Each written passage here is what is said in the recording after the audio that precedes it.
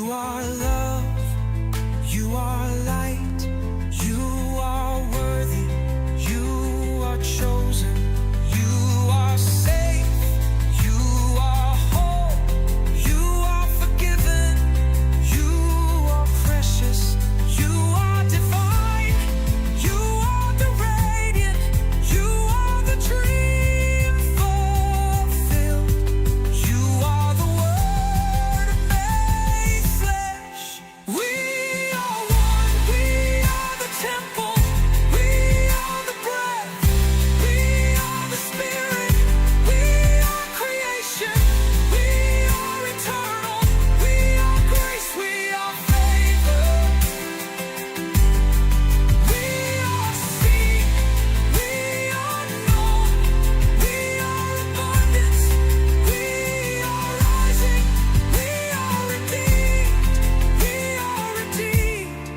I love you, I am love, I am you, you love me, you are love, you are me, we love us, we are love, we are love, we are truth, we are God. I remember, I accept, I become, I am, I am, I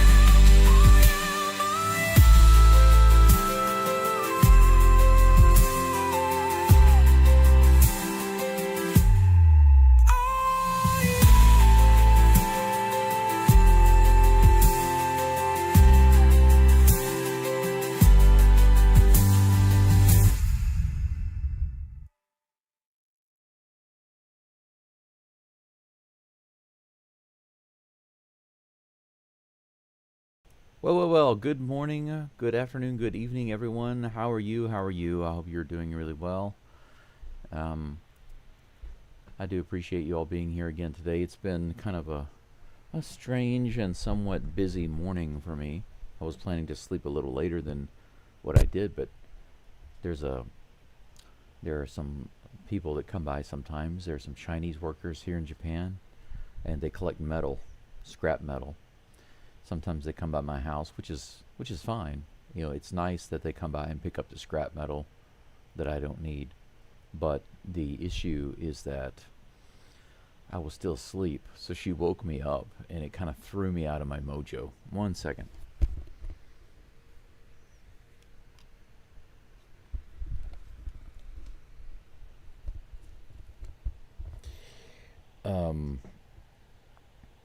Anyway, last night from about 8 o'clock until after 11 o'clock, for more than 3 hours, I reconnected with a high school friend, and that meant a lot to me because, oddly enough, Daryl, some of the stuff you're talking about, my childhood was really, really terrible. I won't go into the details. I'll just say that it was terrible. The highlight of my childhood was the friendship circle that I had in high school. But I feel like because of the trauma and the daily damage I was going through at home, I mistreated my friends. I would kind of gossip. No, I wouldn't say gossip necessarily, but maybe I would talk about my other friends. When I would become close to one friend, I would kind of say some negative things about my other friends behind their back. But no matter who I was close to, I would do that about the other friend. And I realized much, much later, many years later, how that aspect of my mom and my sister and my family had affected me. That's what my family would do. They would talk about people and put on the two-face. But my whole family was like that. They didn't want to appear as bad people. They wanted to seem like good people, you know, put on the smile and look like a big happy family on the outside. But at home, it was a war zone. Every single day, it was a war zone. And the things that they would do and say were absolutely terrible. I wasn't that bad to my friends, obviously, because they wouldn't be my friends. And my friend last night that I talked to, he and I shared a special relationship when we were younger because we both liked to make films. We would write and make many different comedy sketches and movies together, music videos, all sorts of things. And we wanted to become filmmakers. We shared that in common. It was a very special bond, but when he left and went to California, I was too scared. I didn't have the courage to leave Louisiana and follow my desire. And he and I had a big argument about it because I wasn't pursuing it like he thought I should. And he was right, but at the time I wasn't able to accept that, and we had kind of a falling out. Didn't really connect after that for decades. And last night we talked on Zoom. He's in California, living in Northern California, living on a mountaintop somewhere in a very small community. It's kind of funny because here I am at the base of a mountain in Japan, in the middle of nowhere, in the countryside, and he's in the countryside in America on top of a mountain, and it's funny to see how similar our situations are in that regard. But anyway, it's just interesting to it's interesting to think about those things, how much they've changed. Everybody goes through a little something.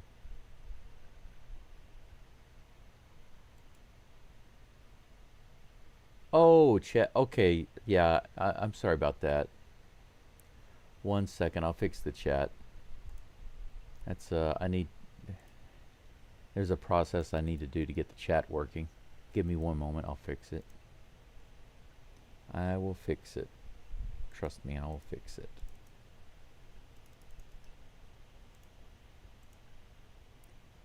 Alright, should be better now, if you want to give it a go. I'm also updating the portrait of Colton Gordon on the screen. Should have that done in just a moment.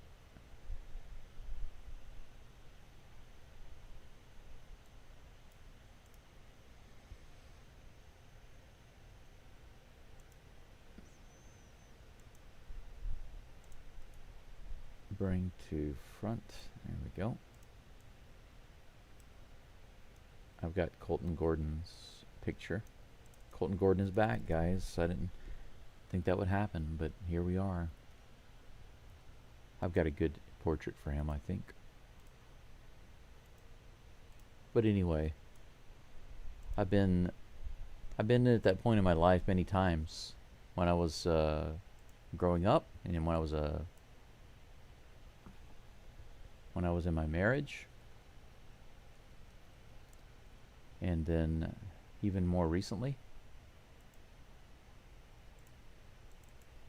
There have been many times where I didn't see any reason to go on. I had a desire to go on, but I didn't even understand why I had that desire because I didn't see any reason. But I kept going, and here I am. That's all I can say. I know it's not it's easier said than done, but there is a voice inside you. Trust me, there is a voice inside you, and you know it's there. Everyone knows it's there. It doesn't matter who you are. You know that there's a voice inside of you that doesn't really want to give up. Now, that voice can be weak and quiet, a very small voice. You don't really want to give up. Not really. I mean, 99.99% of you might want to give up. And that huge percentage can make it look like that very tiny percent that says you mustn't give up. It can make it seem so ridiculous, so that you give in to the 99.99%. But just because there's a majority doesn't mean that the majority is right. Okay? Keep that in mind. But I can tell you for sure, 100% for sure, that you have a purpose for being here. And your purpose is important. It's very important. I don't even know you, but I can tell you, whoever you are, whatever your purpose is, it's important, and I need it. I need your purpose. Whatever it is, I may never see you, I may never know about what you're doing, or where you are, or where you go. But if you're following your purpose, and you keep going, you're helping me. And I thank you for that. Maybe nobody's ever told you that. Yeah, in the chat, Quietly Wandering is a friend of mine in real life. His name is Glenn. And still waiting for that goober to get back over here to Japan so he can help me do some work around here.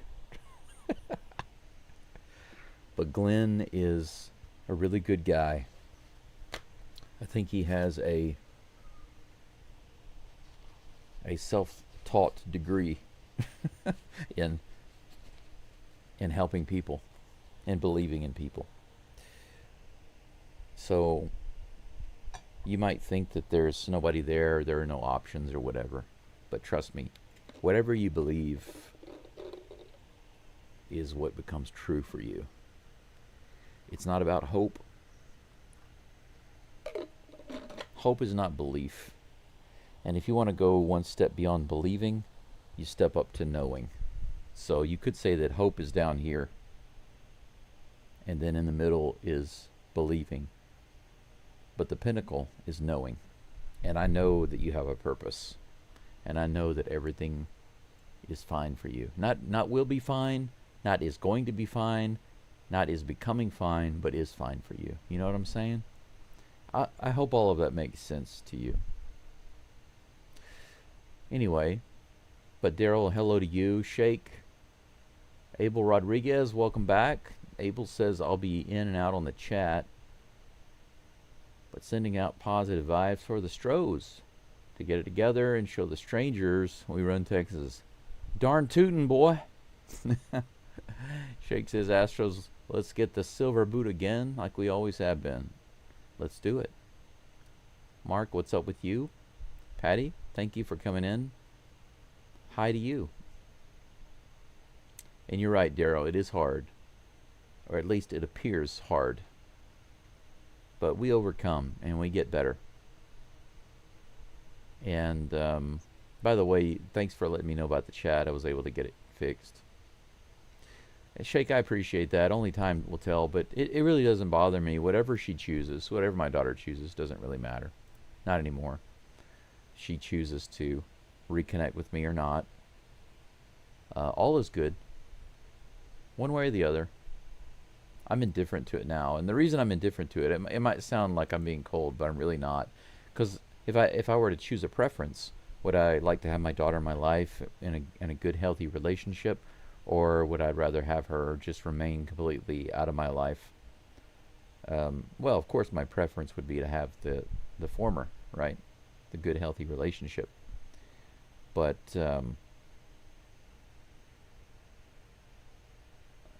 that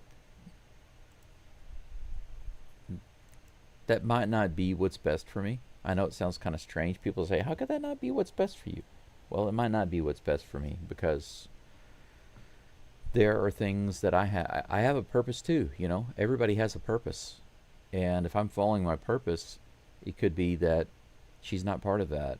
And if she's not, I'm okay with that. I'm at peace with it. So really though, it doesn't matter about it. Thank you for your concern, but really though, it's okay. Fox at Bat, welcome to you. Good day to you. Today, Astros win. I want an Astros sweep. I have no idea if it'll happen. Demo, kore wa hoshii desu. But this is what I want. That's right, Daryl. We all have mountains to climb. And whenever you climb one and you think you've done it, you realize that the next mountain is bigger than the last.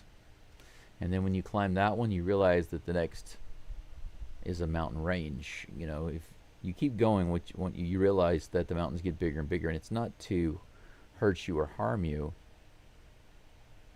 It's just so you can prove who you are.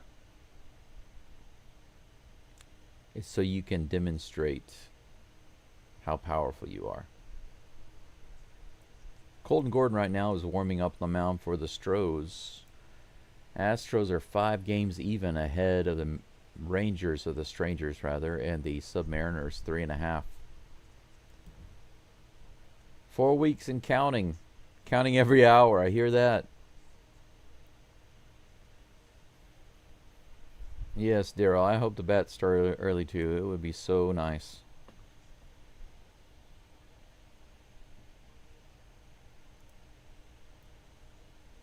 They're showing how Jordan is the only guy on the team hitting the ball right now. I'm happy that Jordan is destroying the ball. His batting average is crazy. His on base percentage is even crazier because he's getting the walks too. But you know, the Astros have systemic problems right now. I'm trying so hard to get that video finished. I worked on it a lot yesterday.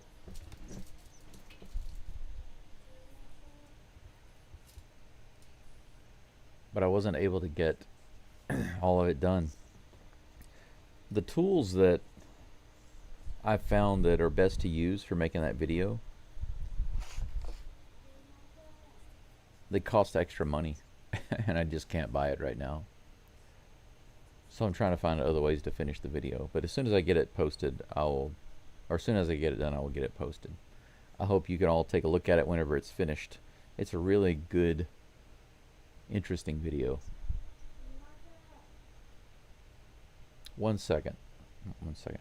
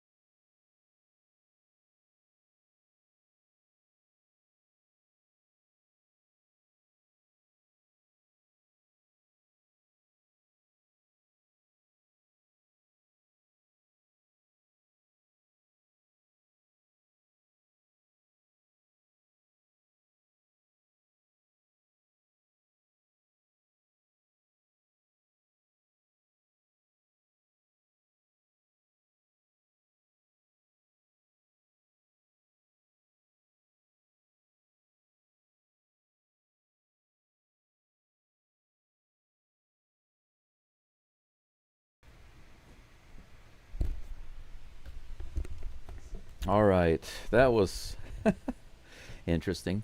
The lady is still here. The Chinese lady is still here trying to get scrap metal, and she actually came inside of my house. I know it sounds kind of crazy, but that's kind of how it is here. People can just walk in your back door. And she was asking about all sorts of things. I have an extra set of car rims. You know, one set of rims is for my winter tires, and one set is for my summer tires. She wanted to know if she could take those. She wanted to know if she could take my stove, my potbelly stove. There so many things that she was asking about, and I was like, nothing in the house. There's nothing in the house for you. I get back just in time, though. Pena is at the plate, takes the first pitch on the outside edge. I kept trying to tell her, nothing inside the house. I have work to do on the computer. And she finally understood, so she left. Here comes the 0-1 pitch to Pena. Swing and a miss low and outside. But anyway, I tried to, as quickly as possible to kind of shoo her out of the house. And tell her, I mean, I didn't tell her she could come in the house. You know, she opened the side door. She came in my back door because my back door is open with a screen, and she just slid it open further, came in and went around to my side door and was digging around in there. Oh, 90 miles an hour and a swing and a miss, a 3-pitch strikeout to Pena. That's not a good start. But anyway, that's life, you know. In rural Japan. I mean, she's actually Chinese, but there are two different Chinese groups. I say groups. There's one lady that comes around, that's her, and then there's a Chinese brother and sister, I think, that come by. They often come by and try to pick up scrap metal because they gather all of it, and if it's useless, they take it to the scrap metal process facility, and they get paid by weight. Yordan Alvarez at the plate takes the first pitch for a ball. Second one is a curveball right in the bottom of the zone. Strike one. Yeah, Ken, Pena has lost a lot of his discipline at the plate recently, right? It's the way he used to be when he was younger. Alvarez lines that one down the first base side, but foul. 1-2 is the count. Altuve is batting third today. He's playing second base. Correa is the cleanup batter at third. Batting fifth is Sanchez, and he's out in left field. Walker is at first base, batting sixth. Victor Caratini's in the game at catcher today, batting seventh. Here's the toss. Yordan swings and misses on the changeup outside. He chases the ball low and outside. Isn't that maybe his second strikeout? Maybe that's his second strikeout of the season. 2 down. 2 strikeouts.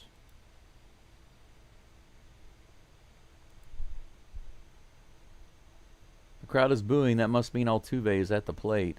Taylor Trammell is also in the game today, batting eighth in the center field. Cam Smith in right field, batting ninth. Something going on here. Pitch comm issue. You know what? I'm tired of pitch comms. You know what? I'm just tired of pitch comms. I want to see pitch comms go away. This was not a good addition. The automatic strike zone technology. Why don't we replace the pitch comm with the automatic strike zone technology? Why don't they go back to old school? Just go back to old school pitch calling. That's my opinion. Just deal with it. Trying to keep the signs away from the other team is part of baseball. Having to rely on technology. You know what? I now when I really think about it, I think that technology like this has no place in a sport like baseball. It doesn't have any place in football or basketball or soccer. The only technology we need is the scoreboard. And there's my hero. I love you, Altuve. Can you hear me? Jose Altuve? I love you. This at bat will prove if he heard me or not. He hits that out to right field, all the way out to the wall, out to the warning track, and he caught it. Maybe Altuve heard me just a little bit. Just a little bit. He's smiling. I guess he did hear me. He just didn't hear it strong enough, I guess. That's out number 3. Altuve flies out to deep right field on the very first pitch. Almost got him a home run. That's it for the top of the first, rather. Astros are going to be on the mound. Colton Gordon is back for the Stros. Did you know that, Yo's? Let's see here.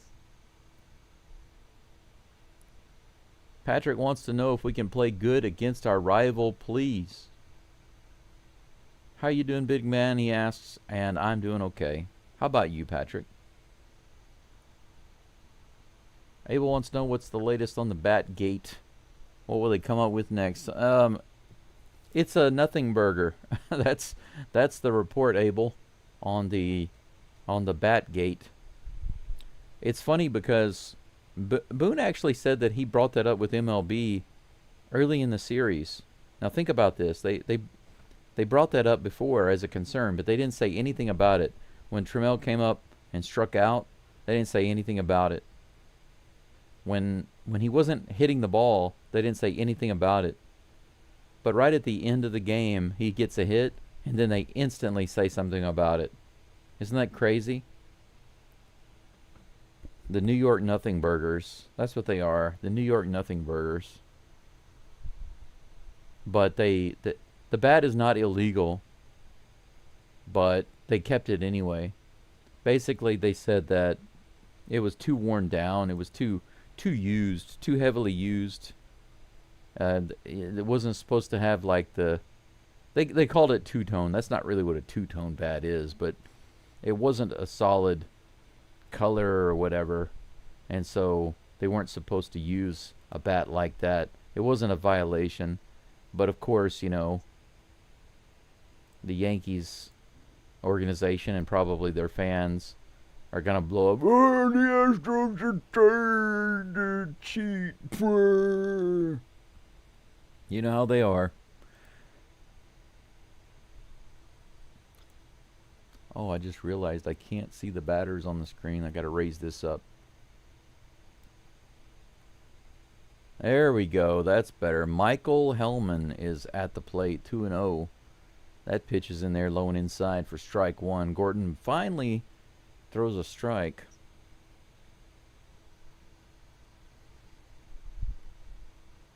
Here's the next toss. Swing and a miss. 84 on the changeup. Nice toss from Gordon. How nice would it be for Gordon to have a comeback, you know, his return to the mound to be a stellar outing. It seems like we just can't stay away from the injuries. Did you guys hear about DeCenzo? Astros pitchers can't stay healthy. DeCenzo was trying to work his way back from injury. And hits another roadblock. Hit high into the air in left field. Pena goes out, and he grabs it in front of Sanchez for out number 1.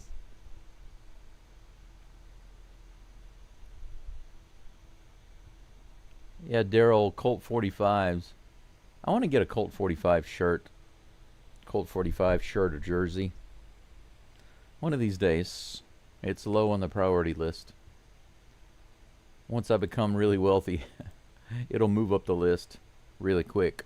But until that day happens, it will stay lower on the list.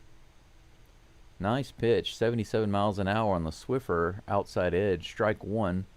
Cody Freeman at the plate.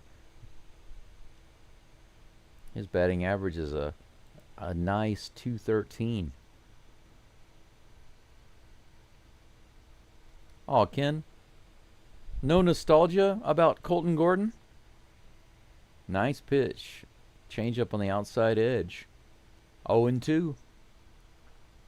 Come on, Ken. Let's have a little nostalgia for Mr. Colton Gordon. A little good vibes. Bring back the old days. A little below the zone. 1 ball, 2 strikes. Daryl says, heaven forbid the umps have to work. Yeah. You expect me to actually do my job? How dare you? 91 right in there. All right, got him looking. Wow. Freeman was just kind of standing there. I guess we can see why his batting average is barely 200. 91 miles an hour right in the bottom of the zone. That was a good pitch. Beautiful. Right across the top of the knees, baby. Got to swing at that crap. 2 down. Gregory says, I love Walker. Be careful about saying that after the game yesterday. Be careful that no Astros fans jump you. Walker is one of the guys who really let us down yesterday. Really, really killed it when could have helped turn the game around. Here comes a 0-1 pitch to Langford. This one goes straight up in the air. Caratini's going to be underneath it. I just can't get to it. It went into the net.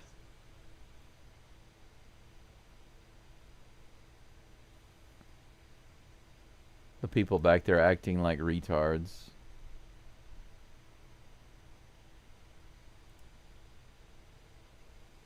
The Rangers fans right behind the net there were yelling and stuff, and after it came, the ball hit. Caratini didn't miss it. It came down and hit the net, and they all started cheering and high-fiving each other like they did something. What a bunch of retards. They really thought they did something there. Yay! Yeah, those people back there, all of those women. Yeah. Here comes the 1-2 pitch. Outside, 2-2. That's an interesting card to have, Gregory. Colton Gordon rookie card.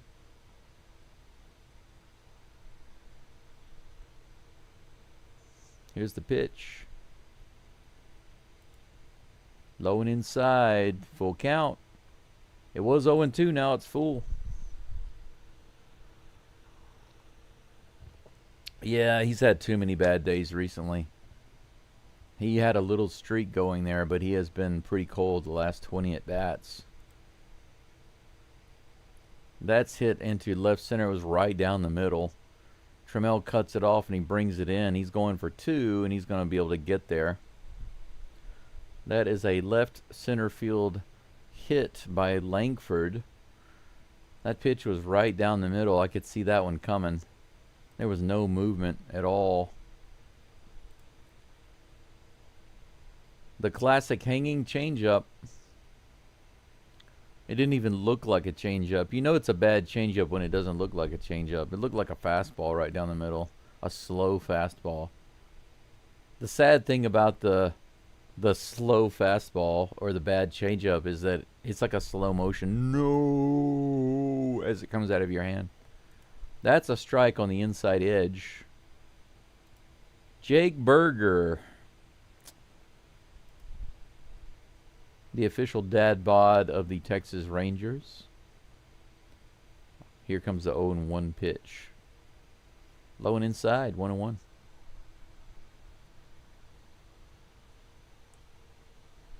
Mark says the Chiefs, the Kansas City Chiefs, had to punt, and the Chargers drove down and easily scored a touchdown. I'm always happy to see the Chiefs lose. Don't care about the football, about NFL. But it's nice to see the Chiefs lose. Just like the Saints. I like to see the Saints lose. It's funny that I don't... I mean, if the Texans win, great. But I don't follow the scores. I don't really follow those things. 92 in the bottom of the zone. Another strike. 1-2. If I see that the Cowboys lost, the Chiefs lost, the Saints lost, then I'm happy. So I don't really pull for anybody to win so much. I just pull for teams to lose. Here's the 1-2 pitch. He fouls that one off. 91 on the inside. Hey, Gregory. Thanks for the tip, sir. Gregory says with the super chat, Walker hits home run tonight. I certainly hope so. I certainly hope so. I want Christian Walker to do well. I've wanted him to do well ever since the beginning. If you guys go back and look at my community posts As soon as I found out that Christian Walker was going to be a Houston Astro, I posted that. I thought it was big news. 91 above the zone, swing and a miss, and that's going to be a strikeout. And speaking of nothing, Burger. Burger does nothing on that at bat. No runs despite the double off of Gordon in the first inning. He shuts it down. We go to the top of the second. The Astros due up in just a moment. Starting with Carlos Correa, and then Jesus Sanchez and Christian Walker. You know, Daryl, it's bad enough. What you said is true. It's bad enough that they're constantly showing and talking about Taylor Swift as it relates to them.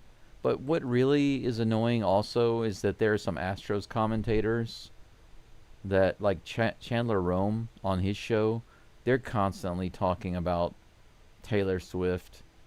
And there was one show they had where they talked about Taylor Swift related songs and stuff for like 5 minutes. And it just made me start really disliking Rome and his program, because they don't come across so much as serious commentators or journalists. And they're more like tongue-in-cheek, sarcastic, and they just kind of use the Astros as a launching foundation for their show. But a lot of times they go into things and they come at things from an angle that to me have nothing to do with anything that I want to listen to. So and the way he also covered up the Framber Valdez thing, and the way he's covered some other things, and his lack of research and depth when he reports, I have a hard time listening to him and his show anymore. And his show is so long too. They go on and they talk for a long time, but they always have to bring up freaking Taylor Swift. I don't know what it is. First pitch to Correa is hit straight to the shortstop. 1 up and 1 down. Jesus Sanchez due up in just a moment.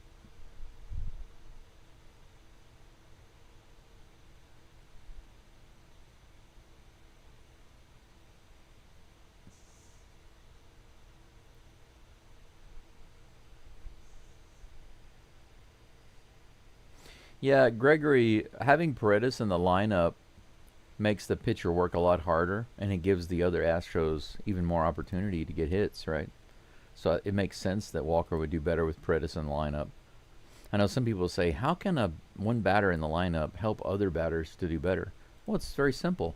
Yordan causes the pitcher to be changed, and the pitching style to be changed. And Paredes wears out the pitchers. 1-0 is the count to Sanchez after that pitch outside. So absolutely a batter can help the other batters. 94 inside and low, ball 2.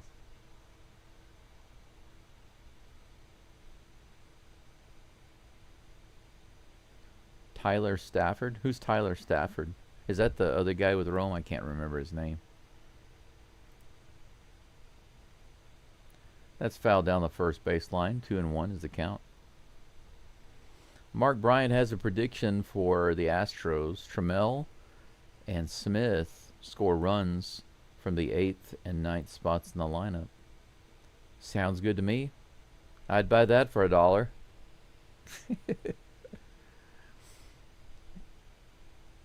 Next pitch is on the way. Outside. Good take. Sanchez sitting on those pitches. 3-1.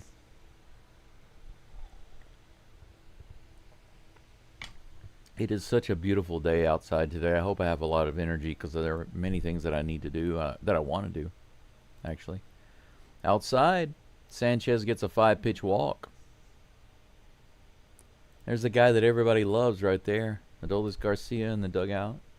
I really hope that the Astros fans do not boo if he comes in the game. Is he injured or just Just relaxing on the bench, I wonder. I don't have any news on that. Sanchez on first base.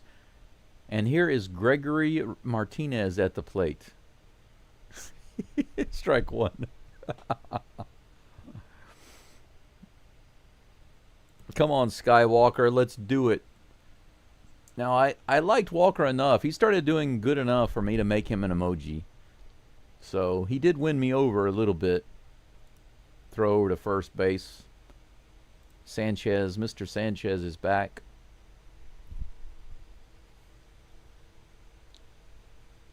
Now it's time to show us what you've learned.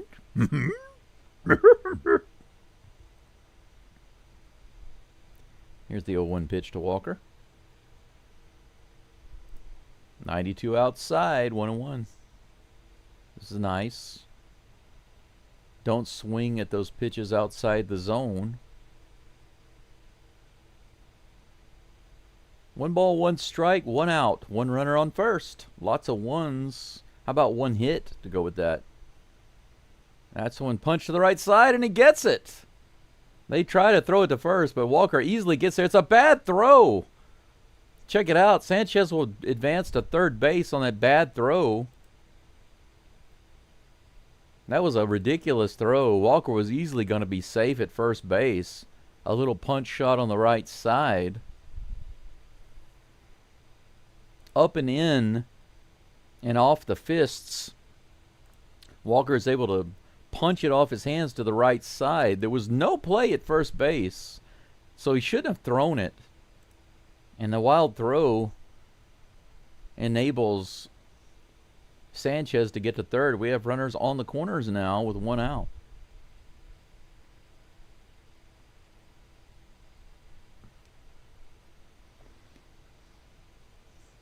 All right. The Batman Victor Caratini comes up. The Astros have their first hit of the game.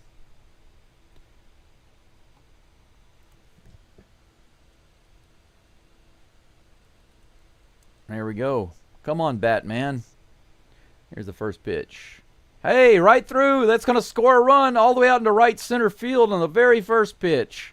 The Batman comes through and Walker goes to third. Runner still on the corners. 1-0 Stros in the top of the second. All right. Buddy Sanchez to the plate thanks to the Batman. Very first pitch. Boom, baby. That's what I'm talking about right there. Our lefties are coming through. Walker comes through. Keep it going. Let's just keep it going. Just keep it going. Keep it going. How long has it been since the Astros have knocked out a pitcher early in the game? I'd love to see it here. Trammell is at the plate. Keep the tram. The tram is warmed up. The door is up. And it's ready to come out of the station. 1 ball, no strikes to the tram. There comes the pitch. Fouls it off. 93 right in the zone. 1-1. Yeah, Fox, that's right. All I called for was a hit, and he got it. I said, how about a hit? How about 1 hit to go with that? They got it. And now they've tacked on some more. Works for me. Here comes the 1-1. On the outside. Good take by Trammell. 2 balls and 1 strike. You can take a look at the bat that Trammell's using today. It's not as worn down as the other bat, but it is heavily used. It's similar to the other one, but it's not worn down to the bare wood. Here comes the 2-1. This is bounced to the right side. It's going to be just foul. If that had remained fair, he would have been out at first base, but it would have scored a run. Do another one. Except this time, put it over the first baseman's head. 2 balls and 2 strikes. RBI steaks for dinner. That'd be nice. RBI.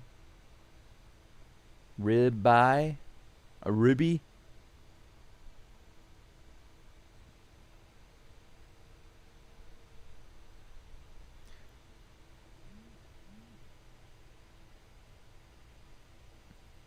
if I win big on the lotto, I will send a gift to all of my subscribers. This one's hit on the left side. Ah, he's able to get that foul ball on the left side to third base. Third baseman is able to float out and get it. Unfortunately, Trammell flies out. 2 away. But that brings up Crank It Up Cam. Number 9 hitter.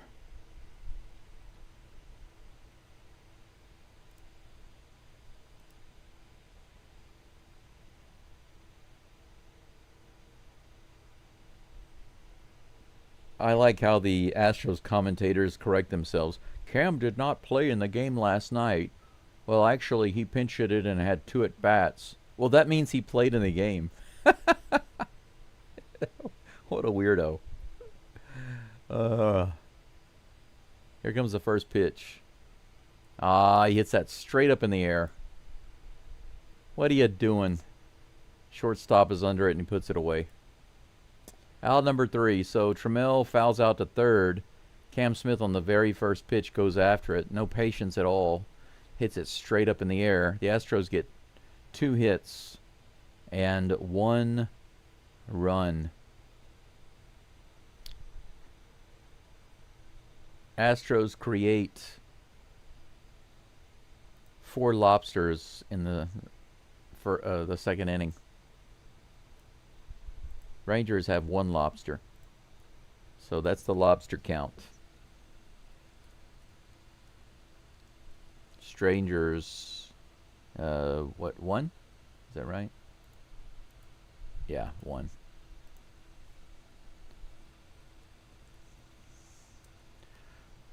Lobsters lost, baby. Lobsters not brought home. Lobsters that were in the net, maybe in the boat, but then they got away. Could not be brought back home. Stros 4, Strangers 1.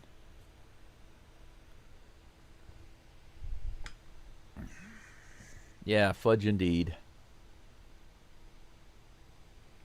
Cam is unable to crank it up. Put that engine back in the shop. Right now, Cam Smith is a rebuild in progress. Kind of like building your own car at home or rebuilding a car at home. But Cam Smith is a young guy, so I guess it's more like building your own car, right? Getting your own parts, putting them together in your garage, building your own car, a brand new car that nobody else has. And you get it together, and you take it out, and the camshaft is no good. So you got to push it back into the shop and try again. Tommy don't want leftover lobsters. That's true. Tommy don't want.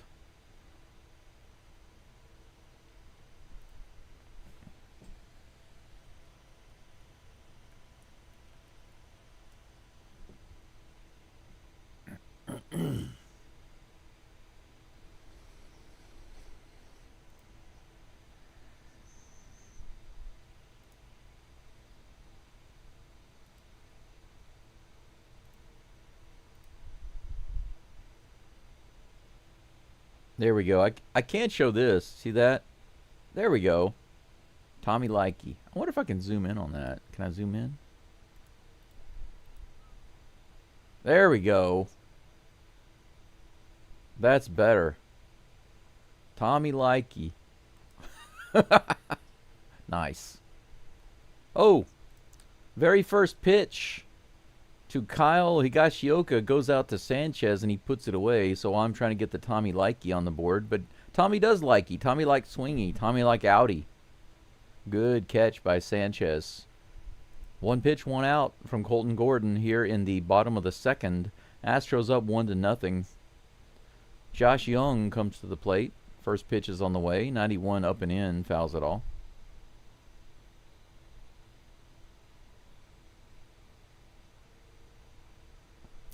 Alan, you're right.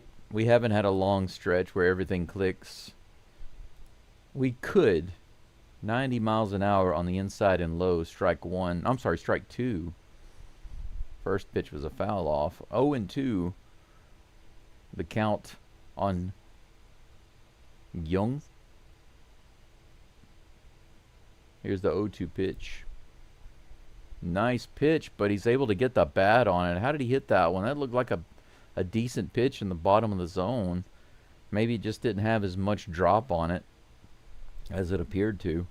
That was either a really good hit or it didn't have as much drop as I thought it did. That was hit into left field for a single. 26 pitches now for Gordon. That's the second hit he's given up this game. A double and now a single. Ezekiel Duran at the plate. With one out, one runner on. Here's the toss. Swing and a miss. A 90 in the top of the zone. But back to what you were saying, Alan. I agree with you. But I think for the Astros, the only way that they're going to get hot, it's not that the Astros are cold, I don't think. I believe that there's a systemic hitting issue. It's been happening since last year. I mean, wow, that goes out into right field. That's going to be runners on the corners. Another single, back-to-back singles for the Rangers with just one out. Opposite field. Nice solid line drive. Not a huge hit, but in the right spot. And far enough out to get the runner to third. I wonder if we can get a little double play ball here. Dylan Moore is coming up to the plate.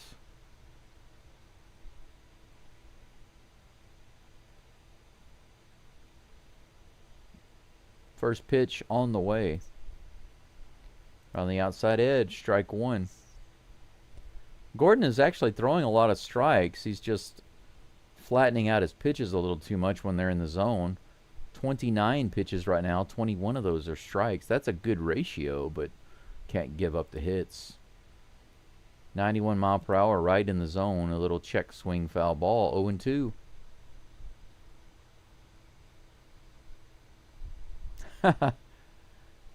Game in Brazil looks like a party with a lot of beautiful women. It might be, but it's probably more for spectacle than anything. You know how social media is and TV, and they do stuff like that. Here comes the 0-2 pitch. This is hit high in the air. Shallow center field. Trammell's underneath it. Here's the tag, and here's the throw. It's going to be cut off. That's 1-1. Sacrifice fly successful.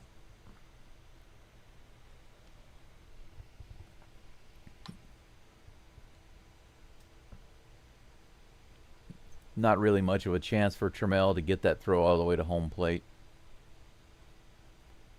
Duran actually went from first to second when he saw that throw coming in. It was cut off, and they tried to throw him out at second. Walker cut it off, but they were not able to get Duran. That's a shame because that would have been out number 3. Josh Smith at the plate.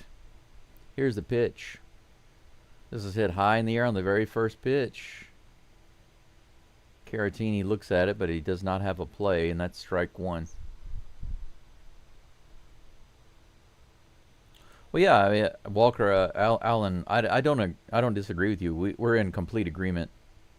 If we did figure it out, then we would definitely go on a hot streak.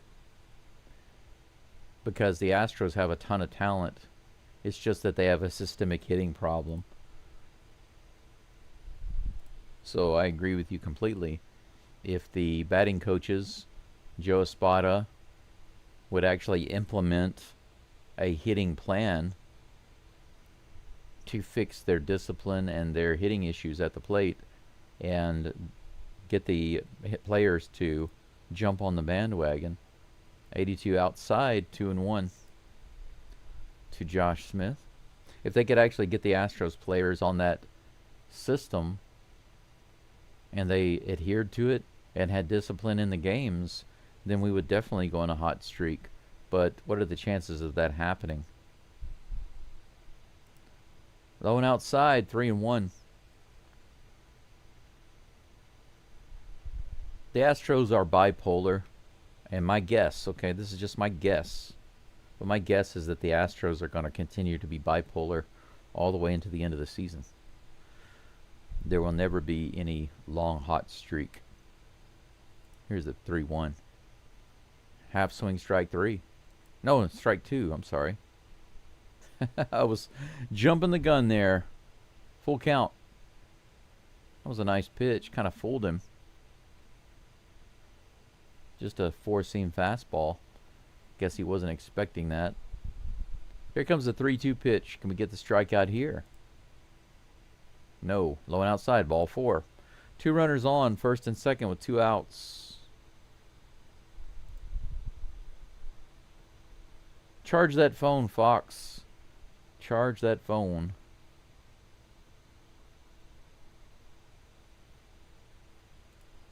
Josh Miller going to come out and have a little chit-chat with Gordon, who is up to 37 pitches now.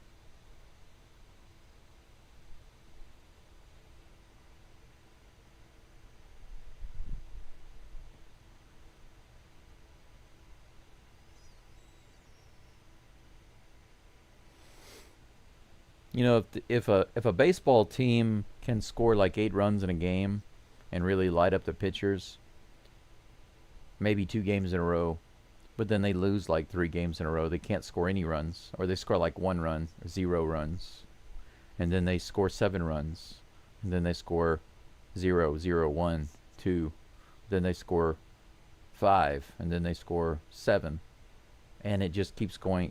This is not even a roller coaster. These are just spikes. Spike up, spike down, spike up, spike down, spike up, spike down. That's what the Astros are.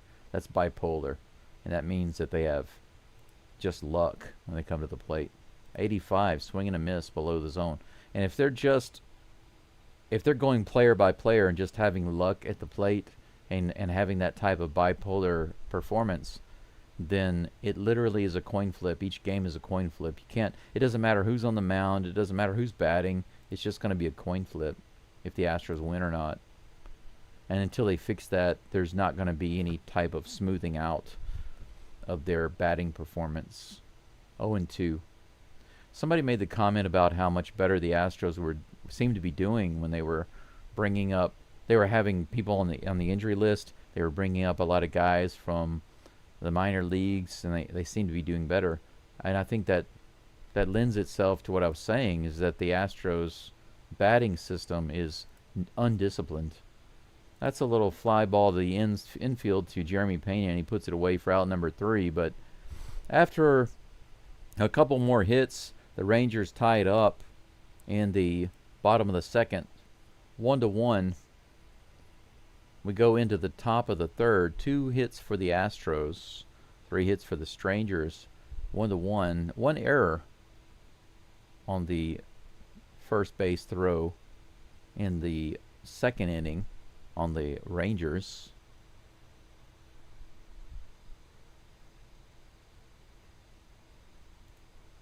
Yes, you're right, Mark. We do have a Gordon old-time jam. I don't know why, but memberships just stalled at 28. We haven't gotten any new members in a while, and I was really hoping that people would be encouraged to join. I don't quite understand why I haven't had other members join, considering how there are 3 tiers of membership on Geaux Stros channel. For those of you who don't know, the lowest level is less than $2 a month. I mean, it's super, super cheap, and getting that membership unlocks more. The more memberships I get, the more emojis that are unlocked. My next emoji is unlocked at 30 memberships. Right now we have 28, but it has been like pulling teeth to get those last 2 memberships and unlock that emoji. And I thought, you know what, maybe we just need to get the Jordan emoji, because letting everybody know that it was ready to go and using that to encourage memberships just wasn't getting people to care enough. So I decided to go ahead and change it.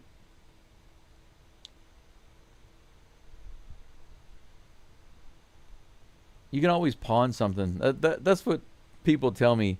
If you just need a couple of dollars, go pawn something. And trust me, if you look around my house here, there's a lot of stuff that I can sell. I just hate letting go of something that's worth $100 for $2. You know what I'm saying? Unless it's something that I don't care about, but there's not a lot of that. Pena is at the plate. First pitch is swing and a miss. 4 pitches to Pena now, 4 strikes. Here comes the next toss.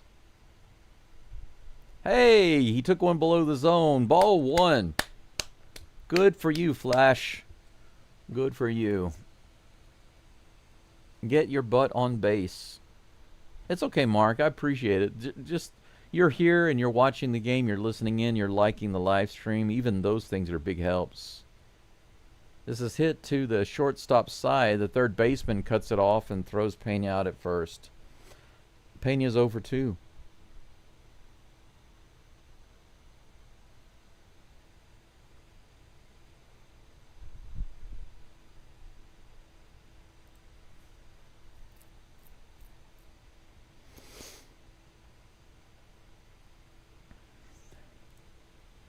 Yordan Alvarez at the plate. Let's see if he does something this time. He struck out his last at bat. That's outside. Yeah, Alan, Astros are definitely really bad in lobsters left on base, but the number that you're looking at is not the number that I reference on my live stream. It's a different number. That's in there for strike 1, 1-1. You have 2 different types of LOB. LOB stranded at the end of the inning, and LOB cumulative. Next pitch to Yordan, low and outside, 2 balls and 1 strike. Individual opportunities missed, and cumulative. That one was low and swung at and missed. 2 balls and 2 strikes. Alvarez calls timeout. But the number that I always look at is the cumulative number, and teams that score a lot of runs will naturally have a lot of LOB, and there's no problem with that. That's not a bad stat. So LOB itself is not a bad stat. 3 balls and 2 strikes now to Alvarez. Here comes the 3-2. Yordan hits that out into the left field pretty deep, but right at the left fielder. He puts it away, and that's out number 2. So if a team has a lot of base runners left on base, that itself is not a bad thing. But when you compare it to the runs that they've scored, then you can tell if it's a bad thing. Altuve's at the plate. Now, the Astros' run differential is the worst for a first-place team. Out of all the first-place division teams in the MLB, the Astros are the worst. Why did he swing at that one? That was terrible. Slider way outside and low. That was such a terrible pitch.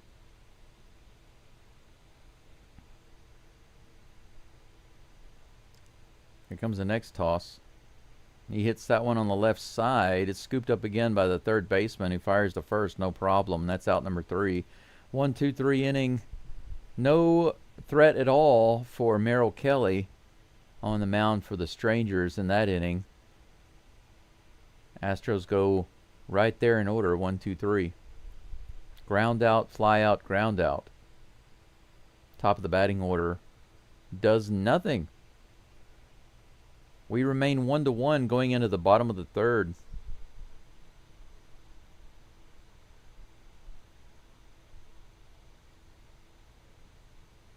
Mark says, hit the like button. Thank you so much for the reminder. Let me take a look. Let me reload the page. Let me see how many viewers and likes we have. Right now we have 77 people watching. Thank you for being here. I appreciate it. 36 people have liked the live chat, or liked the live stream. I would appreciate you putting a like, a little thumbs up. It's right below the video. Just click that like, click that thumbs up. One time, just click it once. I'd appreciate that very much.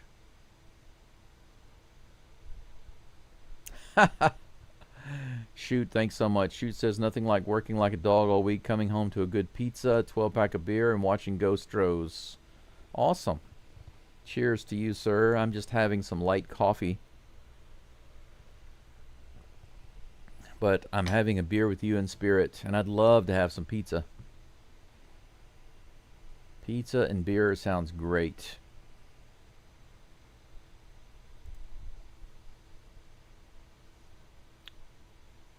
Okay, Ken, probably, I didn't see what you typed, but probably what happened was that between your period and your next word, there was probably no space, and it thought it was a link. That happens sometimes.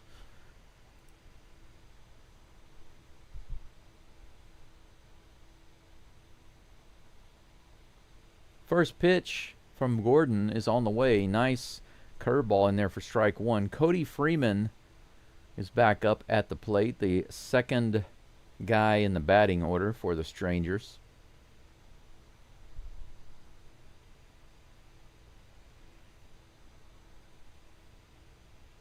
Here comes the pitch. Grounded foul down the third baseline. 0-2 is the count.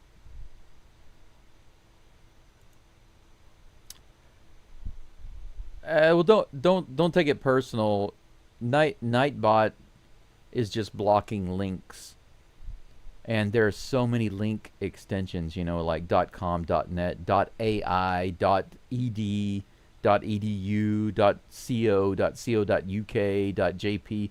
There are so many hundreds and hundreds of links. So if you accidentally run the end of your sentence together with the start of the next sentence, there's no space, then it might take it as a link. And so there's no reason to take that personally. There's nothing I can do to change that. It's just I'm not going to change that setting because I don't want anybody posting links. I know that you're not trying to post links, but I'm just letting you know. Don't worry about it. It's okay. This is hit high into the air into left field. Sanchez is out, and he takes it. Out number one. Yeah, Ken, I know for sure 100% that you're not trying to post links. That's all that matters. I know that you're not. So just ignore the Nightbot. It's protecting us from other spam. Trust me, you don't want me to turn that off. If I turn that off, there will be a lot of scam links dropping into the chat. And nobody wants that. Daryl says Saturdays is our pizza night. When I was growing up, when they first started having Domino's Pizza, when I was still living in Houston, Friday night, every Friday night, my family had Coca-Cola, Domino's Pizza, and we'd watch movies or play Atari every Friday night. The Atari 2600, baby. Did any of you guys have that? With Pac-Man? Oh my gosh. That was a thing back in the day when we were kids. Here's the pitch. Later on, it was the Nintendo, but man, the first thing was the Atari 2600. Two balls and no strikes to Wyatt Langford. Here's the toss. A little outside, 3-0.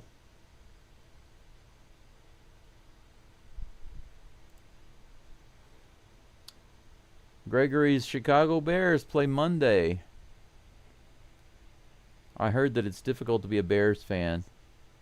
4-pitch walk, that's high. Langford goes to first base with one out. I have a friend who lives... I think she moved to Washington State, if I'm not mistaken. I haven't spoken with her about her location in a while, but we kind of loosely stay in contact sometimes through Facebook. She's a really nice lady. This is hit really hard. Berger's got a homer to left field. Second deck, it's crushed. That's definitely not a nothing burger. The very first pitch, the 50th pitch of the game for Gordon. It's 3-1 Rangers. That's definitely an old-timey jam.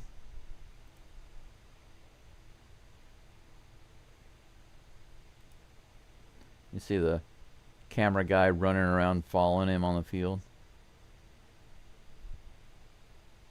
Such an entertainment league, right? 3-1 with one out, nobody on. Next batter is Higashioka. That's in there for a strike. Well, Gordon currently he hasn't taken us out of the game yet, but he's definitely given the Astros bats something to work on. We're down by 2. Here's that pitch. No movement at all. Fastball right down the middle. That's exactly what he was sitting on. Upper decker. Gift wrapped.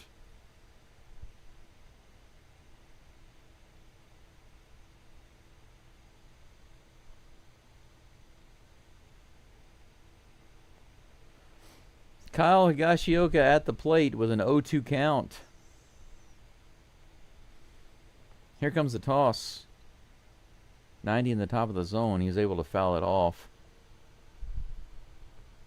Yeah, Space Invaders and Asteroids. We had those too.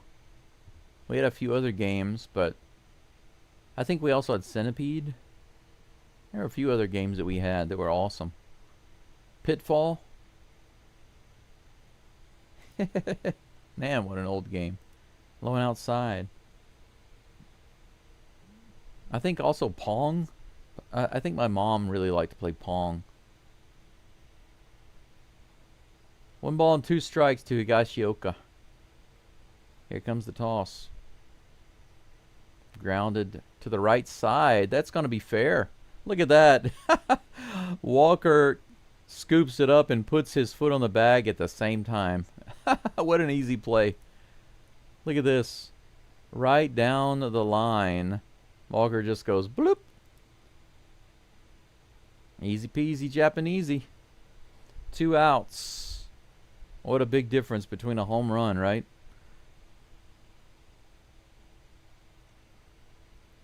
Josh Young at the plate with 2 outs and nobody on. Low and outside, ball 1.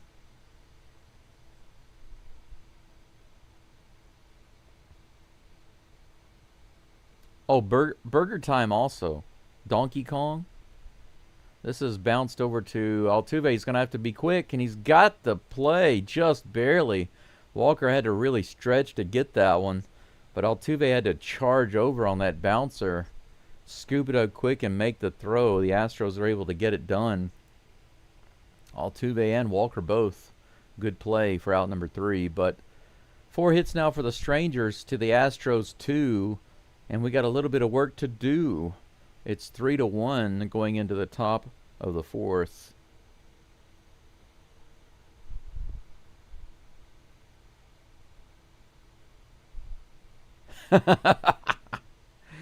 I like Shrewdly's comment there. That's funny.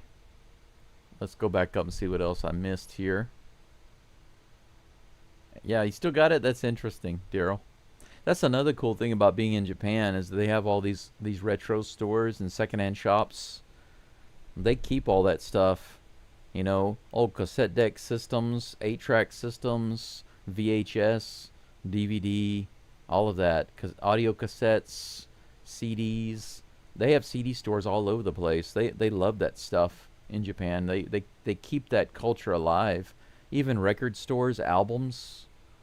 They have records. There are so many stores here. It's like a combination bookstore, albums, record albums, and compact discs all in the same store. Very common all over the place in Japan. It's really cool. So you can actually build out your album collection, your CD collection, your VHS movie collection. There's so many things that you could do.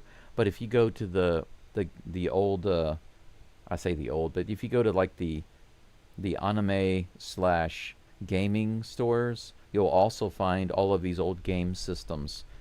Almost anything you can think of, plus some gaming systems you've never seen before. It's pretty cool.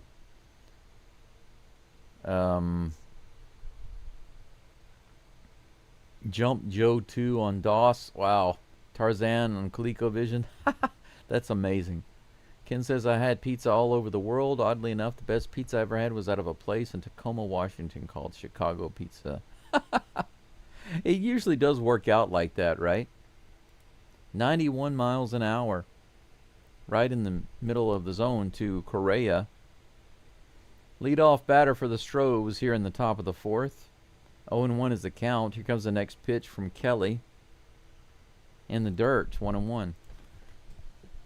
I will say this. Some of the best nachos I've ever had in my life is at a place called Morgan in Hiroshima City. It's a very small place run by a Japanese couple. And their cafe is called an American Comfort Food Cafe. Correa rips it through the left side for a nice line drive single. Leadoff batter is on. Third hit of the game for the Stros. And that gives Sanchez an opportunity to move a guy around. Good job, Mr. South Korea. That's actually one of the things I'm glad to see, because some of the Astros commentators that I was listening to this morning, they were talking about how Correa was just swinging late on everything. He wasn't getting around early. It wasn't getting around early, and he wasn't pulling the ball. It's nice to see him pull it there on the line drive.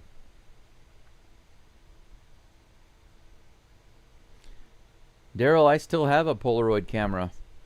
It's right in there, and it still works. I can buy the film online. Actually, I have some pictures right here. I can show you in just a second. Here comes the pitch. Sanchez has a little check swing. Takes ball one. After I found this Polaroid camera in my house here in my old Cominca, and I was like, I wonder if it still works. So I decided to buy some film and take some pictures. I'll show you guys in just a minute. Here comes the 1-0 pitch. Below the zone, 2-0. This is a picture that I took of Hiroshima Castle. I took this picture just a few years ago, actually. 2 balls and no strikes to Sanchez. Correa on first base, no outs. Here's the toss. High and outside, swing and a miss. This is another picture of the castle from a different angle.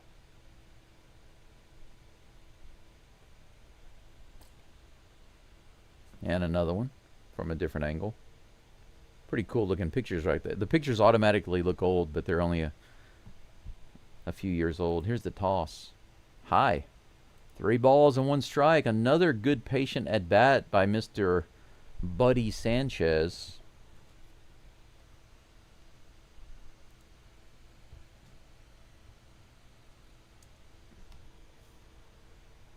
Here comes the 3-1.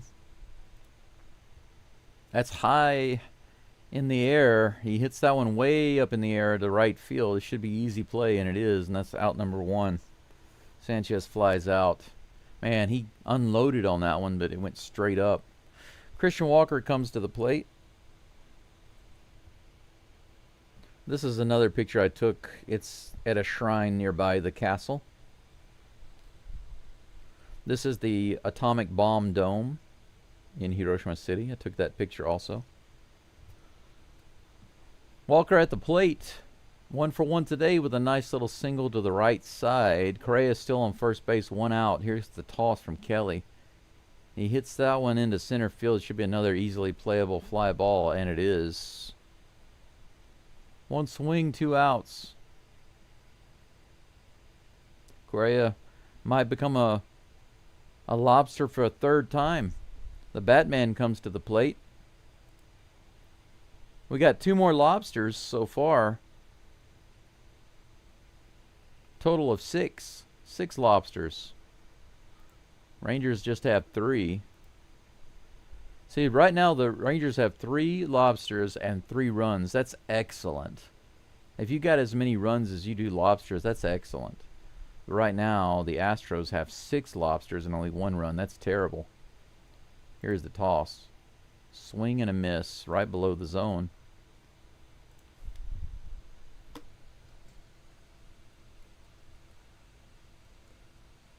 It's not a memorial, Ken. It's a historical site.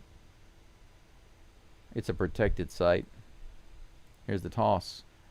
Check swing above the zone. Did it go? No, you say he did not. 1-1 is the count. They've got a memorial park right by the atomic bomb dome. Peace Memorial Park, and they've got a museum over there and some monuments and stuff. but the dome itself is just a protected site. 1 ball, 2 strikes on that foul ball by Caratini. This is just a picture of one of the local trains. This was one of the first pictures I took with the camera. Just standing on the platform waiting for the local train. And that's it. 7 pictures. 1 ball, 2 strikes to Caratini with 2 outs. Cray on first base. Hey, Caratini with another hit opposite field. Look at that. The Batman coming through today, and this is why I wanted them to keep him in the lineup when he was hot. He's starting to get hot again, it looks like. Back-to-back hits for the Batman. Look at that. High fastball, up and out. And he's like, I can hit that. 2 on, 2 outs. 4 hits. Astros are now tied up with the Strangers in hits. A nice little tap right here by the Tram would give the Astros a 1-run lead. You know what I'm saying? High. Ball 1.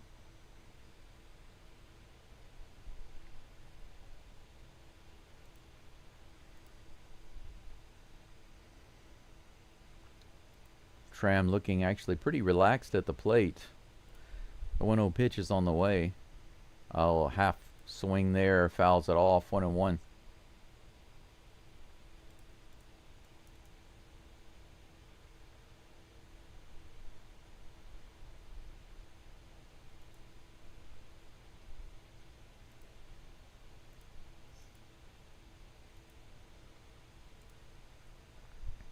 One ball, 1 strike. Here's the toss. 89 at the bottom of the zone, swing and a miss. The changeup gets him. Kelly is up to 51 pitches now here in the top of the 4th. We've got 2 runners on. Taylor Trammell with an opportunity to send the Tram all the way around, make the rounds, and bring everybody home. Bring those lobsters home, baby. And he doesn't. He strikes out 89 miles an hour in the dirt. It's not like Trammell to go after a ball in the dirt. Usually he's much more patient than that. I guess he just got fooled. That's 2 more lobsters for the Astros. And if I'm not mistaken, that's 8. 8 lobsters in 4 innings with only 1 run on the board is a terrible number. I wouldn't say that Trammell sucks. He's got a lot of plate patience, typically. If you look at the data, the statistics, he's one of the top patient batters on the Astros team, which on one hand isn't saying too much because the Astros overall are not patient batters. But Isaac Paredes obviously is the most patient on the team. He's like a god when it comes to taking pitches outside the zone and fouling off pitches in the zone and making the at-bats extended. He's like the god of that, right? But after him, Trammell is one of our top guys. Shake, perhaps you're not listening to me. Don't call me bro and then tell me he's not a hitter. I never said Trammell was a hitter. I didn't say that. What I said was he typically has a lot of patience at the plate. That's a fact. It's not my opinion. Go look at the data. If you don't believe me, and actually don't believe me. I don't want you to believe me. I just want you to go and verify that. Trust me, I did the research already. I've already made a video about it, or I've built the script. I've done the research already. The script is based on the research. I'm just trying to get the video together, and I'll get that posted soon. But it covers the Astros' problem with plate discipline. And through that process of research, I actually discovered that Taylor Trammell is one of the better guys at the plate for patience. Now, that being said, it doesn't mean that it doesn't mean that that's saying a lot, considering how the Astros suck at their plate discipline. I didn't say that he was a good hitter. He can hit. But I didn't say he was a good hitter. So don't put words into my mouth, please. Thank you. Colton Gordon on the mound. Ezekiel Duran at the plate. He hits the very first pitch out to right field, but right at Cam Smith, who puts it away. No problem. Out number 1. 1 up, 1 down.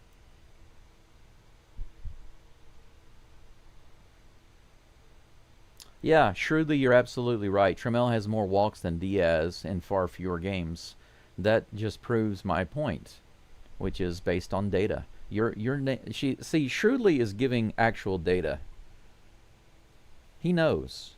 So let's not put our emotions out there as fact. Let's use fact. If you're not sure, just say you're not sure. But don't try to correct me and put words in my mouth, please. I can't have a conversation with somebody if they put words in my mouth. Here's the pitch. Fouled off. 1 ball, 1 strike. Dylan Moore at the plate with 1 out, nobody on here in the bottom of the 4th. Ken, you're right. Baseball Savant is your friend. And actually, Savant doesn't even have all the info that I like to get. I have to look up this stuff myself. I have to get the data, compile it, and then dig in for the stats. Like, for example, the left on base runners that you get on Baseball Savant, these are just runners that are stranded at the end of an inning. But I'm not interested in just that number. 80 miles an hour. The Swiffer low and inside. 3 balls and 1 strike.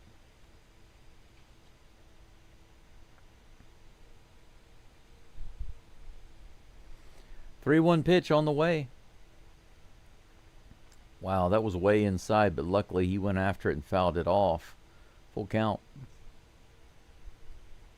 If you judge a team by the runners that are stranded at the end of an inning, then you're not looking at the whole picture. That's my opinion. Look at that. Myers is in the dugout. I heard that he was going to be in Arlington. And there he is. This is hit high in the air in left field. Sanchez is rushing in. He's going to be right underneath it and puts it away for out number 2.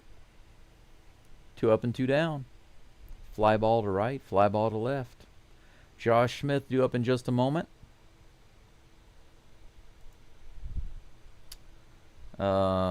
Shake. I am putting you in timeout, sir. I'm going to put you in timeout for just 30 minutes. And the reason is because you're being argumentative and disrespectful. Ground ball. No problem for the Astros. Out number 3. 3 up and 3 down for Colton Gordon in the 4th. That's nice. Colton Gordon is up to how many pitches right now? 65 and 44 strikes. Wouldn't it be nice if Gordon could go 3 more innings and not give up any more runs? 7 innings of 3-run ball. I'll take that all day long. But with the Astros hitting, it's a complete coin toss if they can score 4 and win the game. We'll see.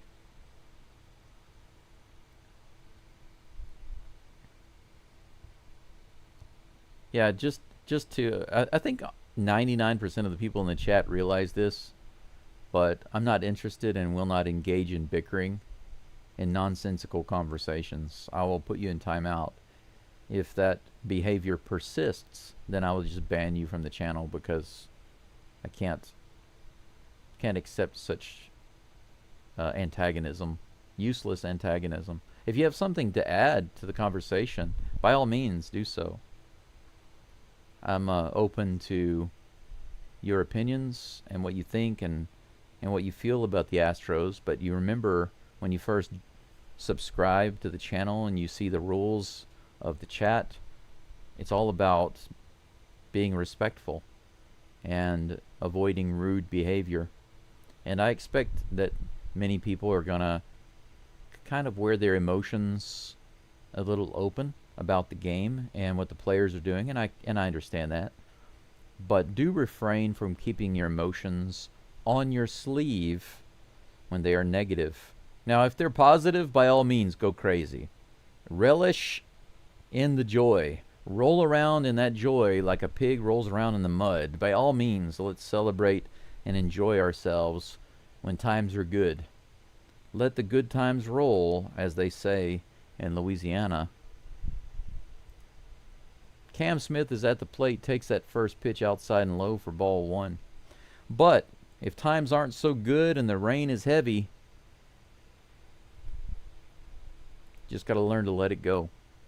Low and outside, 2-0.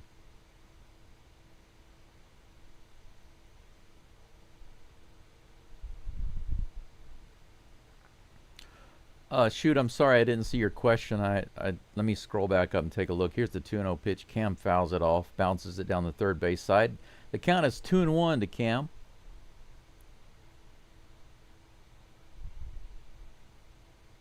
Let me go all the way back up. So many other good comments here that I missed. I'm sorry, guys.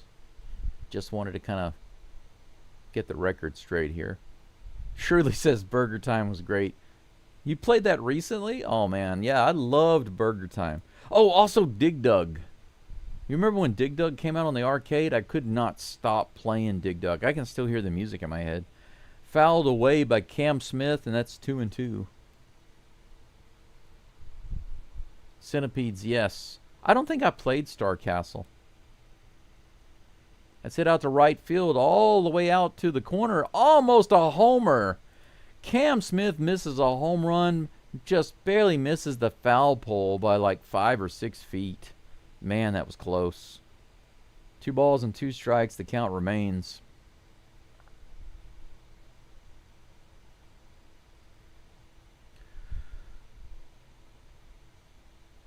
Alejandro says, always keep hard copies. Look what happened to Courage the Cowardly Dog. That's another throwback. Cam swings and misses the changeup below the zone. Strike 3.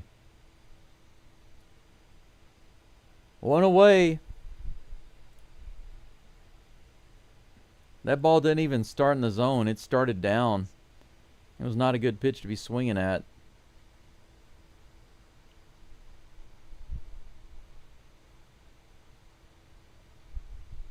Here's a pitch.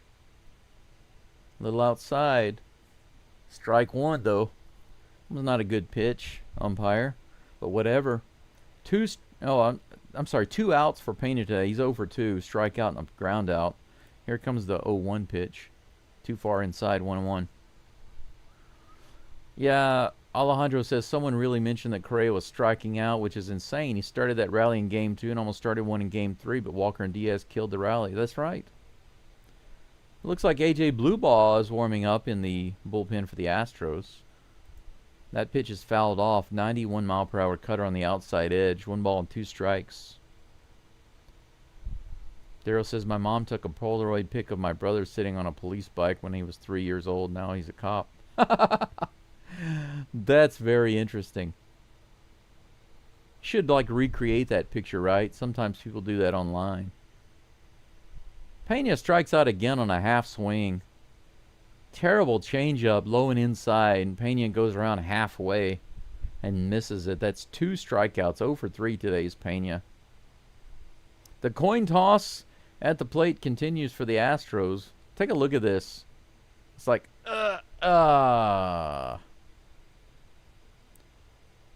yeah. Your daddy is at the plate.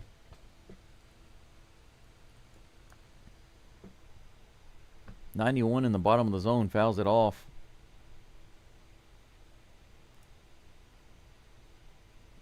Strike 1. Yeah, and he also had a hit last night. That's right. Yeah, before the bat incident. Yeah, Trammell had a nice double yesterday, right? 97 miles an hour, right in there. Strike 2. 0-2 with 2 outs to Alvarez. Nobody on base here in the top of the 5th. Truly, I feel the same way. Diaz has so much potential, but we have to play results over potential. I agree. Couldn't agree more. I think that Diaz needs to learn a lesson in discipline. I don't know what Caratini's doing with his individual effort, but he's obviously doing something a little better than the rest of the team. with his batting practice. Here's the pitch.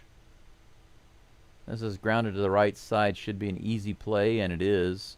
Berger to Kelly, and that's out number 3. The Astros go 3 up and 3 down again in the 5th inning. We're even at 4 hits each, but the score is 3-1 strangers going into the bottom of the 5th. Colton Gordon will be back on the mound, maybe with 65 pitches, or we might see Blue Ball, because Blue Ball was warming up in the pen. I'll let you know what the change is whenever it happens. Ken says, the thing I loved about Germany was the train system. Took a 30-day leave and got a Euro pass, went all over the country. That's awesome. That's exactly what I did in high school. I don't know if I've ever mentioned this to you guys and gals, but my family was really poor. And a couple of my best friends, my favorite teacher, and my favorite principal, you know, they all were going to take this trip to Europe, and I wanted to go. And that's what we were going to do, you know, go all over Europe, visit several different countries. I really wanted to go, but there was no way. My dad wouldn't even give me $5. And if I begged my dad to give me $5 after he gave it to me, he would not let me forget about it until I paid him back. When I graduated high school, I had to beg my dad for $50 so that I could have money to go on my senior trip, which was just like a 2-day trip to Florida to go to the beach. I didn't have to pay for the hotel because the hotel was paid for through a fundraising, but they said you have to pay for your food, and I literally had no money to pay for my food. And when I graduated high school, my uncle drove all the way from Houston for my graduation. And my grandma came all the way from Houston for my graduation. My grandmother paid more than $300 for my graduation ring. My uncle paid hundreds and hundreds of dollars to buy me a complete set of luggage. And whenever my high school trip came around, I had no money for food. So it was like I was going to be able to ride over there and stay in the hotel for free, but I didn't have any money for food, so I begged my dad for $50 to have money for food for those days. Swing and a miss. Colton Gordon is on the mound for the Astros, by the way. Blue Ball is still warming up in the bullpen. Michael Hellman is at the plate, not the mayonnaise. Here's the pitch. This is hit out into left field. Might be some trouble, but Pena is back, and he's able to get it. Good job. The Flash quickly gets back and puts it away for out number 1. But when I came back from that high school trip, my dad kept pushing me and pushing me and pushing me to get that $50 back. And I said, did you plan on giving me anything for graduating high school? Anything at all? Because you didn't give me anything. Do you really want the money back? And he said, of course I want the money back. So my dad gave me nothing for high school graduation. My family was awesome. But anyway, I wanted to go on that European trip and do the same thing you were talking about, Ken. Taking the train around the country, you know, around Europe. And a friend of mine's grandmother paid for me to go because she really wanted me to have that experience. That's fouled off. Cody Freeman is at the plate, down in the count, 0-2 with 1 out, nobody on. So my friend's grandmother paid a couple $1,000 for me to take a trip to Europe. How about that? It was awesome. Changed my life. That's hit into right field, and it's going to be down for a single on the 0-2 pitch. If there's one thing I can't stand to see is an 0-2 base hit. I'd rather see a full count base hit than an 0-2. And that's going to be all. Colton Gordon is about to come out. Espada is heading out to the mound. AJ Blue Ball is going to be the next guy. 71 pitches for Gordon and 49 strikes.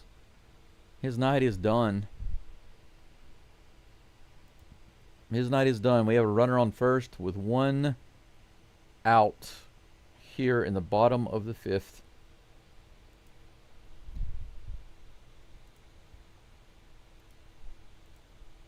Gordon out, blue ball in.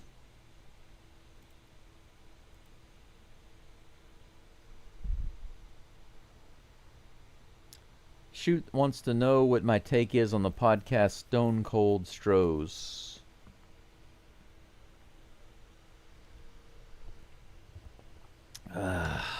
I've listened to Stone Cold Stros several times, but to be honest, I can't remember the last time I listened to Stone Cold Stros. Are you talking? Wait, is Stone Cold Stros Sports Map Houston?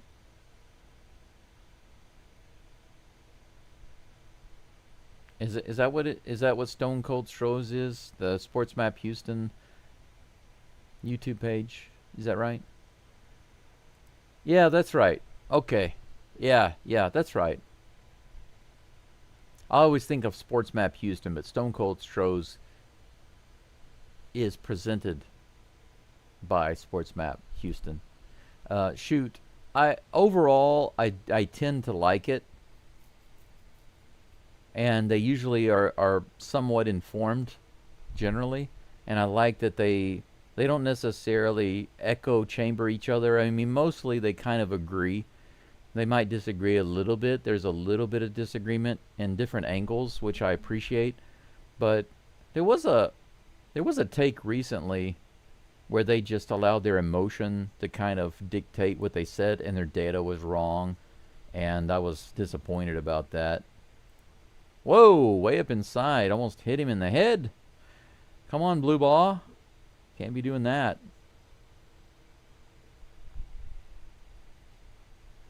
One ball, no strikes to Mr. Langford. One guy on first. One out. Here's the toss. That's in there. 93 miles an hour. Strike one. 1-1.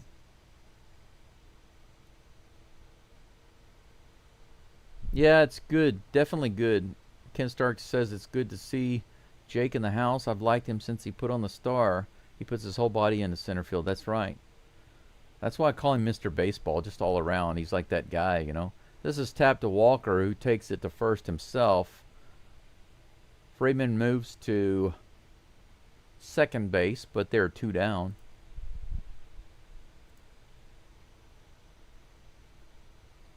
Yeah, I feel like Jake Myers is, even though he's not a superstar, he's got the fundamentals, the complete all-around fundamentals of a traditional baseball player.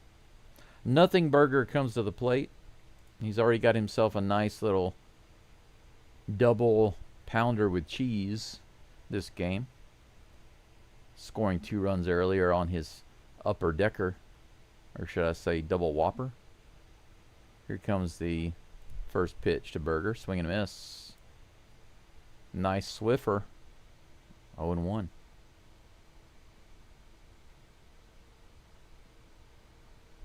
Yeah, Alejandro, you're right. Yeah, they're showing the Burger portrait. The 0-1 count to Boyger. Here's the toss from blue ball. That's hit up the middle, but Pena's there. He scoops it up, fires it over to first. All right. Third down. Third one goes down. Blue ball gets the 2 ground outs, and he ends the inning. The Strangers don't get anything that inning, thankfully. That was actually a smart move by Espada there, finally. He makes a really good a well-timed pitching change. 1 out and then 1 hit. Immediately goes ahead and pulls Gordon out. Didn't plan to keep Gordon in there for multiple innings. Smart move, I think. And blue ball, even though he needs more time to completely prove himself, he has earned his spot where he's at right now, right? So we'll see. We'll see how he does over the next couple of innings, however long he stays in the game. Jose Altuve is going to be leading the batting off in the top of the 6th, followed by Carlos Gray and Jesus Sanchez. But Alejandro, you're right. 65 pitches by Gordon, 44 strikes. much better than what our aces have been putting up. You're right. It's true. Overall, he has 71 strikes and 71 pitches and 49 strikes. There's nothing bad about that at all. Nothing bad about that. Not at all.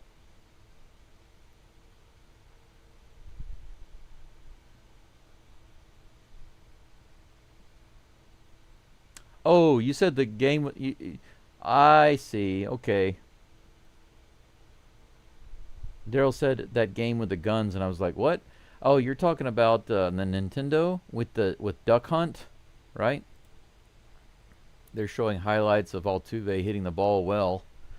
5 home runs and 6 plate appearances in 2023. So they're reliving the good times. I guess they're trying to bring it back.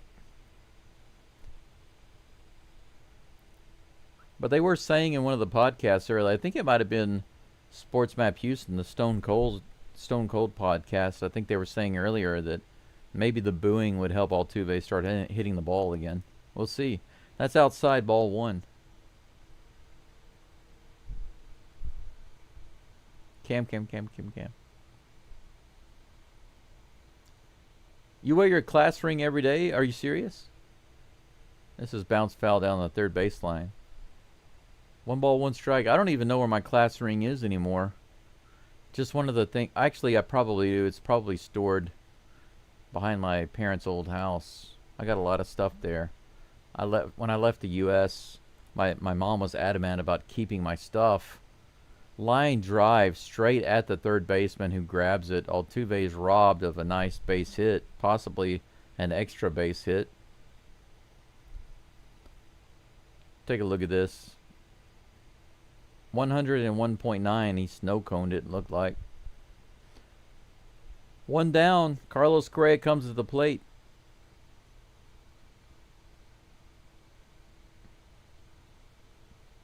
Yeah, Braves beating the Mariners. Thanks for that update, Ed. That's good news. 4-1. What inning is it? Like the 5th or something? 6th, 7th? 92 miles an hour on the outside. Ball 1 to Correa.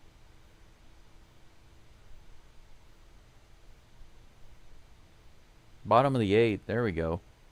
Correa lines one up the middle, and that's going to get through for another hit.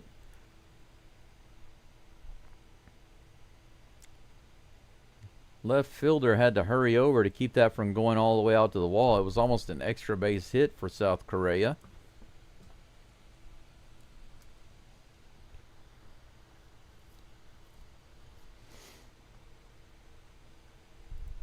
Here's the toss. And hit by Correa. Look at that. That's almost what Altuve did to left field. Just got robbed. Sanchez goes after the first pitch and hits it straight up in the air. That's the second one that went straight up from Sanchez. Very first pitch goes down. Big hack. Bad result. 2 down. Correa once again on first base. Second time. Correa's got to get frustrated. You know, any player's got to be frustrated when you get hits, get back-to-back hits, you get on first base, and you're just left there. Nothing happens. You get on base and nothing happens. It takes away your... It can take away your desire to hit the ball. If you're like, what's the point of getting on base if I'm just going to stay on base? Kelly goes over to first base, but Correa's back. Waiting on the first pitch to Christian Walker, who's at the plate right now. Here's the toss. That's on the lower outside corner. Pretty bad pitch to be calling a strike, but you know, that's the way it is. 0-1 is the count. Here's the toss. Fouled off the top of the zone. 0-2 on Walker. Okay, I'm going to see if Walker proves me wrong right here. It's 0-2. Walker strikes out, and that's the end of the inning. Another lobster on the board for the Astros. Let's see if the reverse psychology works. Timeout taken. Yeah, you're absolutely right, Ed. It's frustrating to have to deal with that over and over and over again. Watch them get on base, can't drive them in. In the dirt, check swing, they say he didn't go. 1 ball, 2 strikes.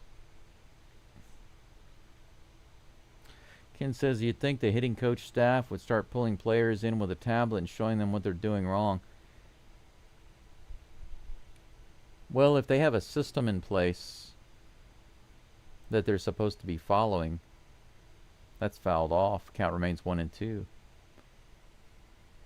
Obviously, every batter has their own style of batting, but the plate discipline and the mechanics and the pitches they're supposed to be looking for and the patience at the plate, these are systems that should be in place before they ever even go to the plate. And there we go. Walker strikes out. I was right. Didn't want to be right. I tried the reverse psychology. Didn't work. Walker decided to go ahead and strike out. So that's out number 3. And the inning is over. Correa stranded. That's another lobster. The Strangers have 5 lobsters and 3 runs on the board. Astros now have 10. So let's update the lobster count. Lobster count.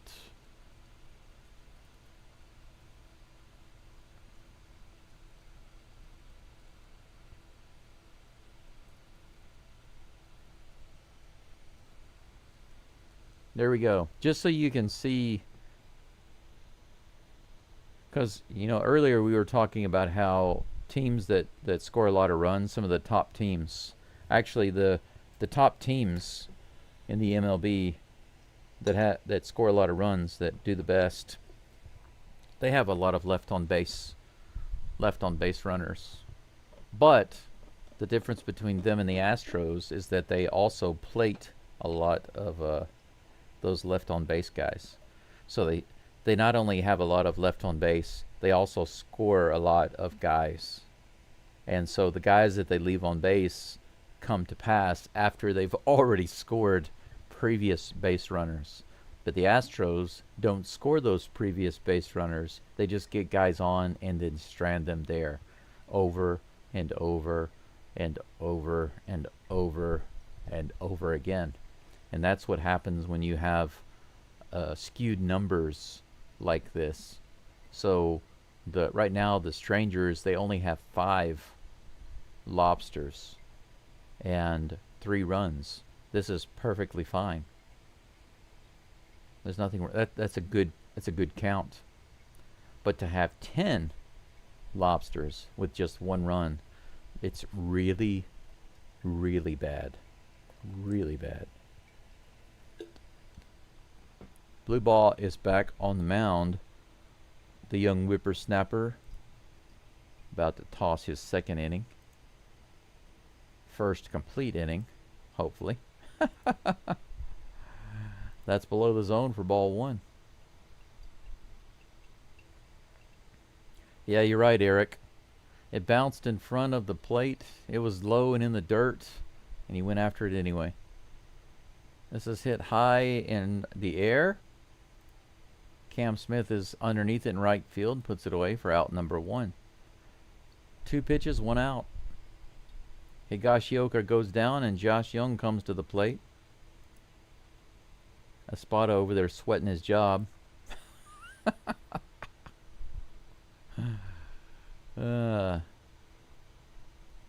Gregory says game over. Shirley says, I know he's been hitting last 2 months, but I can't remember any high leverage power from Walker all year other than the 1 walk-off. Yeah, he's had quite a few solo homers. You know, he started to get on a streak where he was hitting solo homers. But you're absolutely right. High leverage homers? Few. Can you imagine how many RBIs Christian Walker would have if he hit some high leverage homers? Oh my gosh. He would be all-star material this year. 1 ball, 1 strike. To Young. Here's the pitch from Blue Ball. Ooh, nice pitch on the outside edge, but called a ball by the umpire.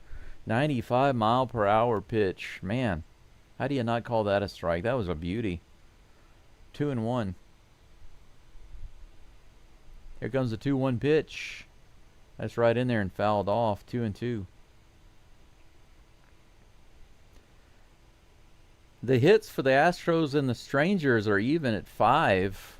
And there's one throwing error that allowed the Astros to get an extra base, but the Astros haven't really capitalized on the few opportunities they've had.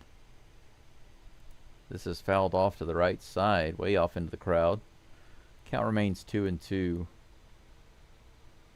Gregory says Walker will probably strike out for the rest of the night. You know what? I think that maybe... Okay, this is what I'll say. Maybe the next at-bat, Walker will strike out again. But if he has a second at-bat after this... Swing and a miss. Strikeout on the Swiffer. Talk about chasing. That was a nice pitch. Getting him to go after it. Making Young look like an amateur. Good pitch there. Young loses his jockstrap on that swing. 2 down, nobody on. Ezekiel Duran comes to the plate. First time facing blue ball.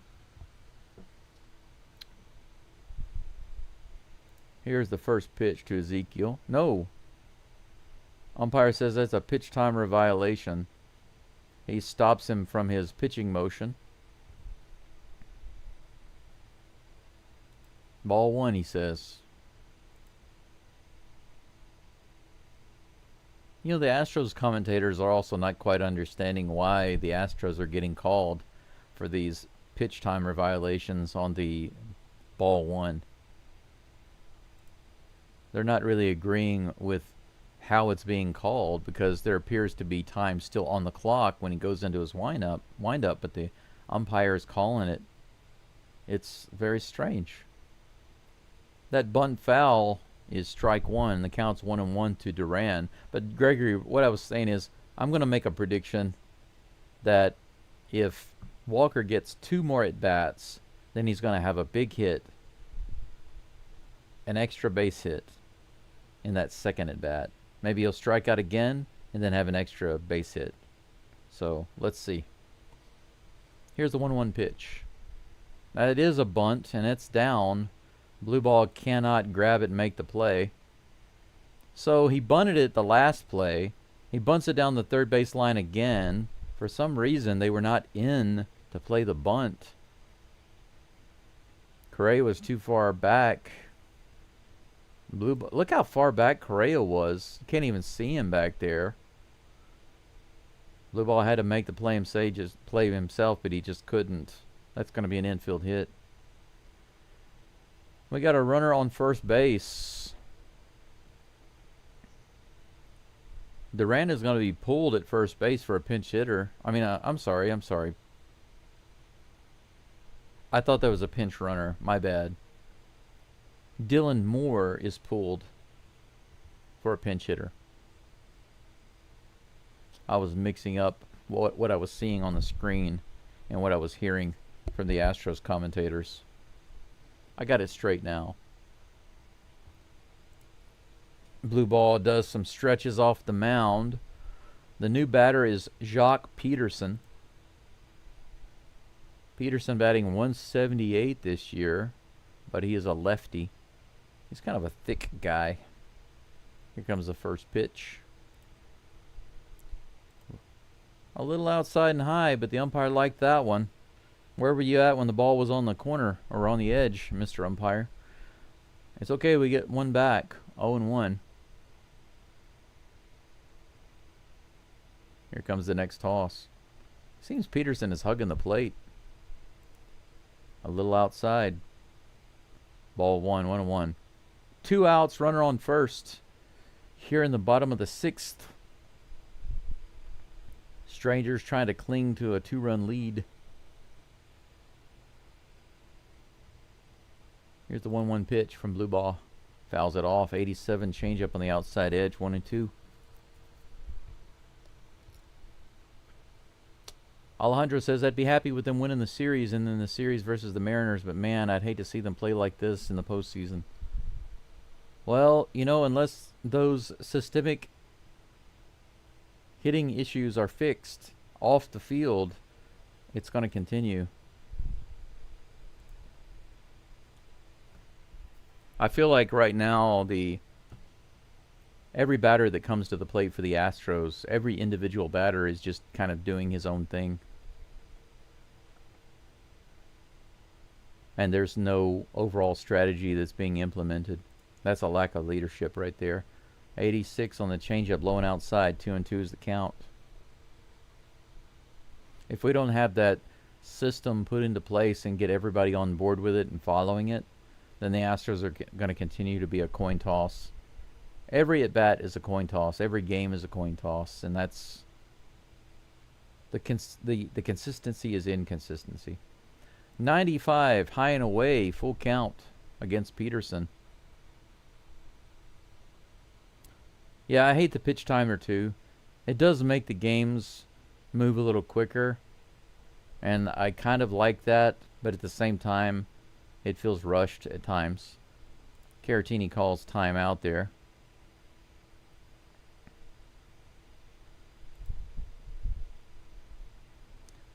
Speaking of the pitch timer, Caratini saw the pitch timer running down, so he literally ran out. Full count to Geaux Peterson with a runner on first base and 2 outs.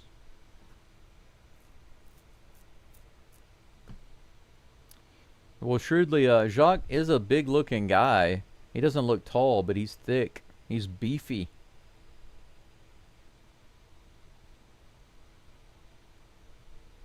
I guess he's been around for a while if he played with LA in 17. Here comes the next pitch. Low and inside, ball 4. Not even close to being competitive. 2 runners on now with 2 outs, and that brings up Josh Smith.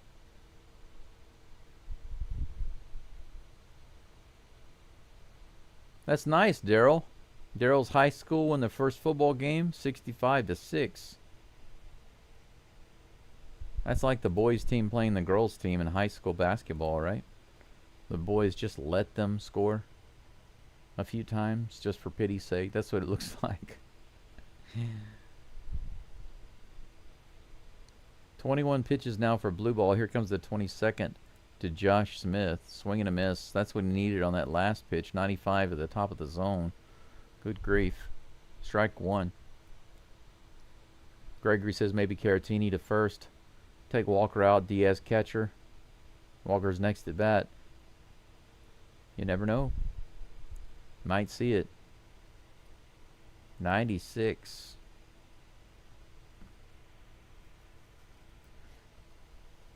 Heck, if Salazar is still on the bench, I guess he's not, but if he's still on the bench, you could put him behind the plate. Don't even bring in Diaz. Diaz wouldn't be much of an upgrade, right? Here's the pitch. Outside. 1 ball, 2 strikes to Josh Smith. Diaz, once again, like we said earlier, like one of you said in the chat, Diaz is definitely a potential guy, but we can't just play on potential. Here comes a 1-2 from Blue Ball. Finally a strike 3. High and outside, but in that top of the zone, that top outer corner of the zone. Blue Ball finally gets it done. Struggled a little bit. Let a couple of guys get on. But no runs. That's the key. How many runs did you give up? 0. I really don't care what a pitcher does in the inning. All I care is how many runs are on the board because of them at the end of the inning. And if that number is 0, then I love them long time. It's as simple as that. Ken says, I don't like saying it, but they are hitting exactly the way they were when they got blown out by the Tigers last year in the wild card. You know, it's interesting that you say that because I'm telling you, if they don't change their hitting strategy as a team and implement it and hold each other accountable to follow it, then that's exactly what we're going to see. If the Astros get to the playoffs, okay, if they actually get to the wild card or get to the first round of the playoffs, then what we're going to see is the Astros get destroyed. Because, like I said, every at-bat, every game is a coin toss, and we can't go through the playoffs with our fingers crossed, you know. But Ken, you're right to see shadows of the past, because that's why in my script, in my video that I'm working on, it covers 2024 and 2025 and how the Astros culture, the batting culture, and ability of the Astros has changed for the worse in the past 2 years. And I think a lot of it is complacency on the leadership. I only put 50% of the blame on the players, because if you let your players just go out, if you're like, oh, we got a bunch of stars on our team, a bunch of guys who can hit the ball, let's just let them go out and hit the ball. That's not a strategy. I'm sorry. I mean, think about it. I know it sounds crazy, but even if you have a guy like Jordan, you have a guy like Aaron Judge or whatever, doesn't matter. These big hitters that come up to the plate, really, really good hitters, you can't just let them go to the plate every time and let them do whatever they want. And you can't just let them, you can't let all of the players just naturally do their own practice, conduct their own practices, and because you never know what they're doing.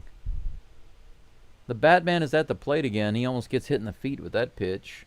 Batman is 2 for 2 today with a couple of hits. Let's see if he can pull up another one.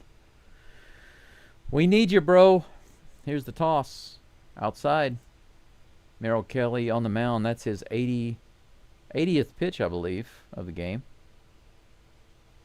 2 balls and 1 strike outside. There's a lady back there who's not even watching the game. She's sitting right behind the plate. She's not even watching the game. She's been looking away, talking to somebody, some guy back there, the whole time. They're not even paying attention to the game. What a couple of hosers. Rangers have a couple of lefties warming up. 2 balls and 2 strikes. Here comes the toss.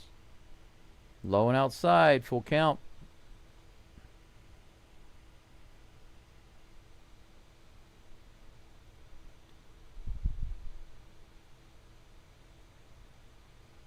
Here comes the pitch.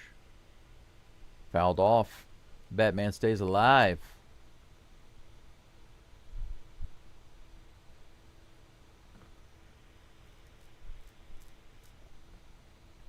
It's not checkout time yet. Here's the toss.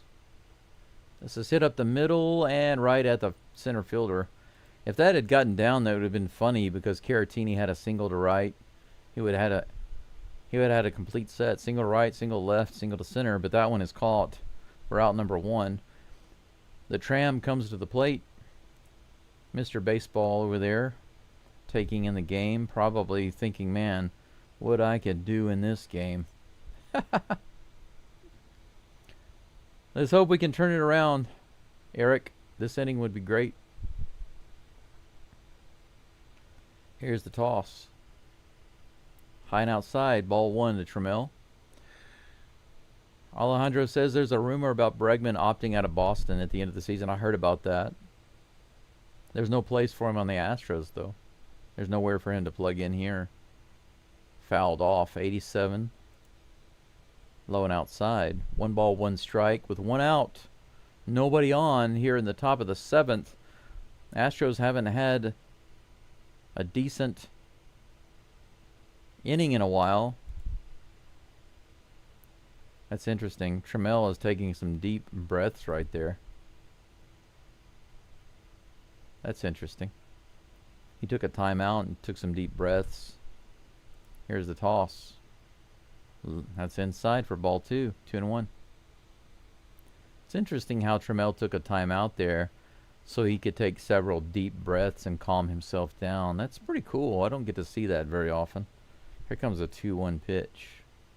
That's hit hard in the center field, but it's going to be playable by the center fielder. 2 fly balls to center.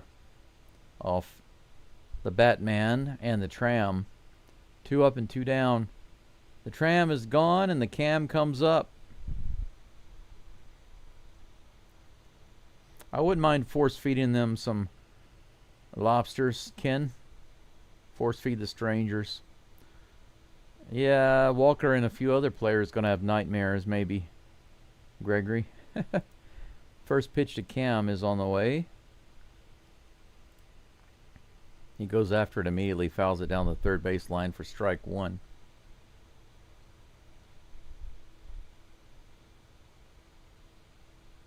Yeah, the Astros are driving a vehicle with shaking wheels. And the faster they drive, maybe the further they can go, but the more the vehicle shakes. You know what I'm saying? That's fouled back. 0-2 to Cam. And I feel like the fans are yelling at them to pull over. You know, stop. Stop. Get it fixed. And then get back on the road. You know, it's like a pit stop.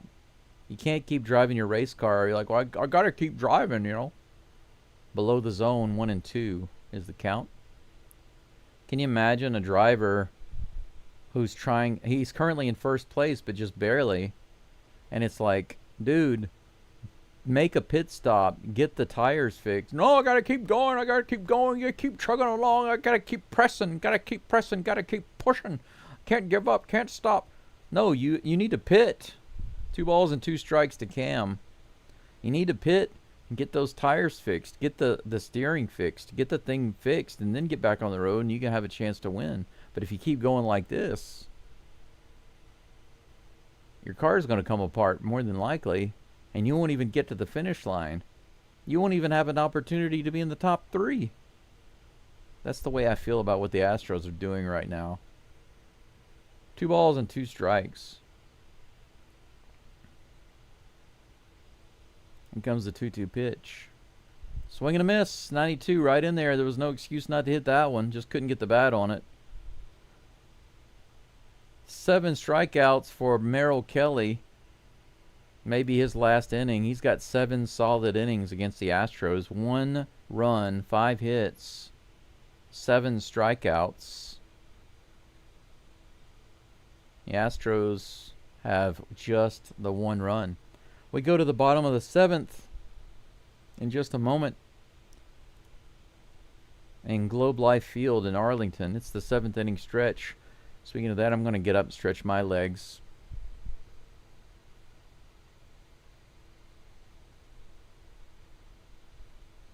Yeah, Eric, that's sad. Kelly starting the 7th inning with only 77 pitches. Crazy, isn't it? Crazy good. Bad for the Astros, of course. Raj says we need to hold each other accountable. The Astros, the hitting coach and manager, players need to get a hold of each other and hold each other accountable. Bobby Knight would have ripped them. You're absolutely right. That's one of 2 main things the Astros have to do. They have to clearly establish their hitting systems and then hold each other accountable so that they can become disciplined at the plate. And they're not doing those things, and that's the problem. So some people say, well, the Astros just need to get hot, or the Astros just need to just or they will. The people that say they will, they're just cold right now, and they'll get it together. No, they won't. They won't just get it together. There's some things that they must do. They absolutely must do in order to get it together, and the accountability is one of 2 most important parts of that. I'll be right back. Go Stros.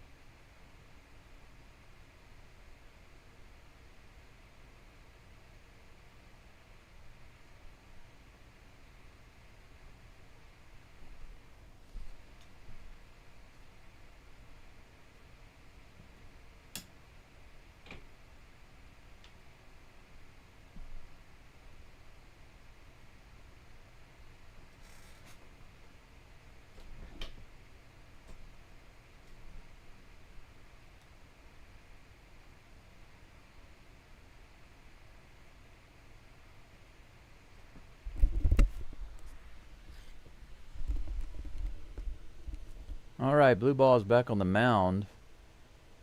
He's facing Michael Hellman. Hellman's mayonnaise takes that first pitch for ball 1. Here comes the next toss. Up and in. Could have been a strike. Call the ball. 2-0.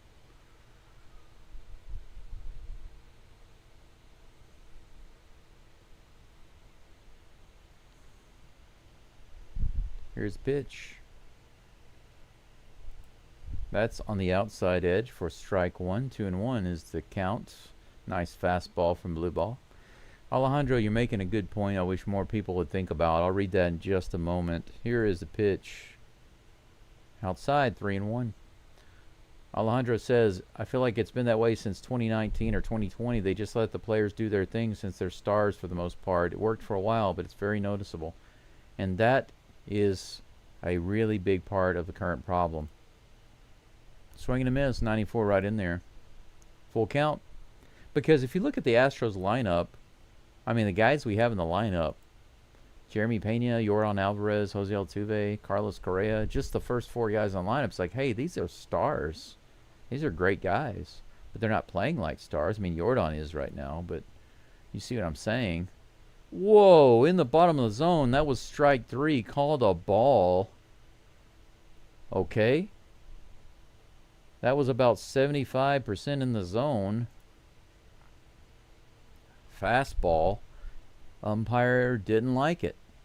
Okay. So we have a leadoff walk. But the Astros hitting coaches do not hold the players to any particular system or discipline, in my opinion. And that goes all the way to the top, you know. Here's the pitch to Cody Freeman. That's a Swiffer in there for a strike. 0-1 is the count. But Alejandro, the cracks that formed from that lack of accountability and discipline have really snowballed in 2024 and this year. That's hit into center field. Trammell is over. He brings it in. Runner remains at first base. 1 down.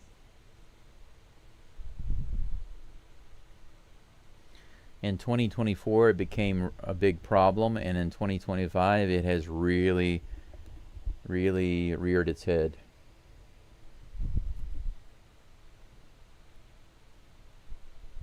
Ken says, after my divorce, I met a woman, and she said she loved baseball. It cost me $160 for those seats, and she spent the whole game on her phone. That kind of stuff has happened to me before. I don't spend any time on or in money on women like that. Swing and a miss.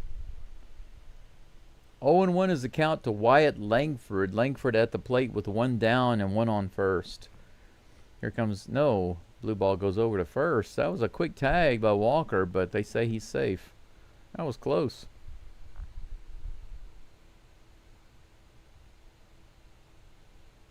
I've seen too many videos recently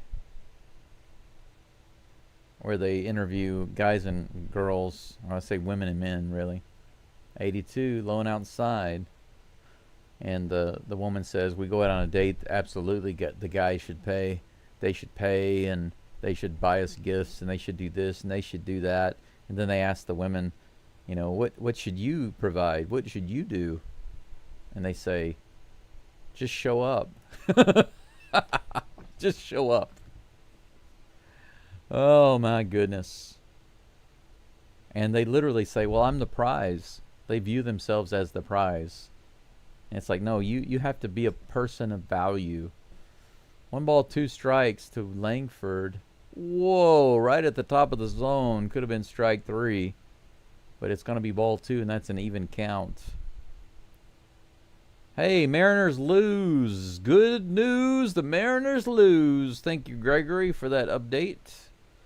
That's nice to hear. Let's see if we can get this game in the bag. This is a very important game because not only have the Submariners lost, but we are playing another divisional rival right now. We need to be. This is the freaking Strangers. Come on, Astros. You got to freaking win this game. You got to win. Here's the 2-2. Hit high in the air on the infield. No, it's going to float out in the outfield. Trammell is underneath it, and he'll put it away. That's 2 away. Runner remains on first base.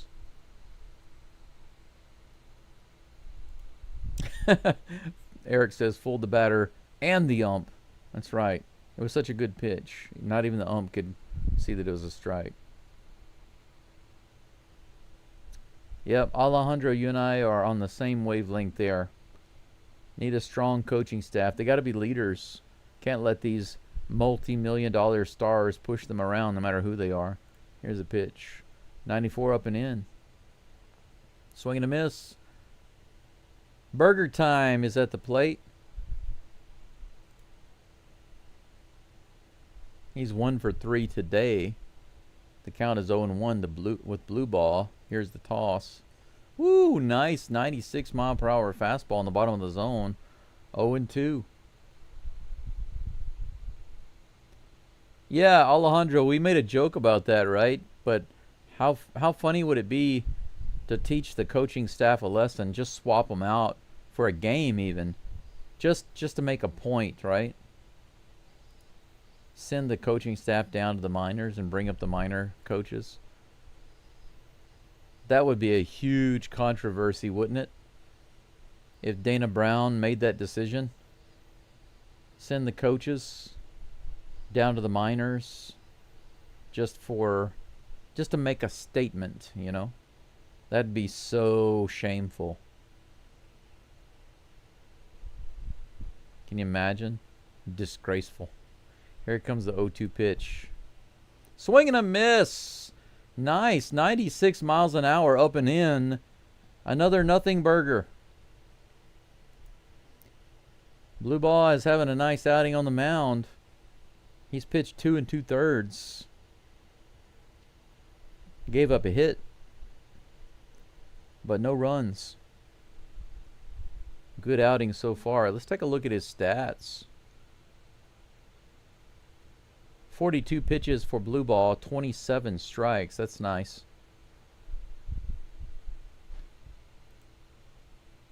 Let me see what we got in the way of...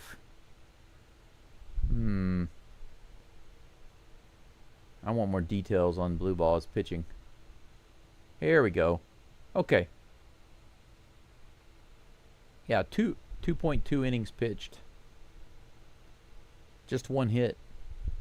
No runs. 2 walks. That's not good.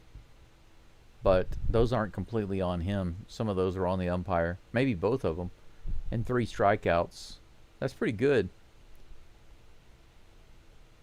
If Blue Ball does that same thing in 7 innings, he winds up with about 10 strikeouts.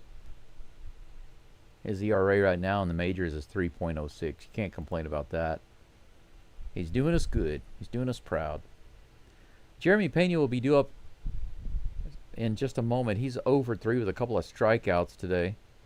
Yordan Alvarez also due up, not having a good day. Jose Altuve, speaking of not having a good day, not having a good month, not having a good past few weeks. Altuve is really struggling. There's even talk of moving him down the batting order. Sad to say, but statistics show that if Altuve is down in like the 8th or 9th slot, he would do better for the Astros. Even if he's hitting well, the statistics seem to indicate that he would benefit the Astros better by being low in the lineup. I think that's interesting. Chris Martin is in the game for the Strangers.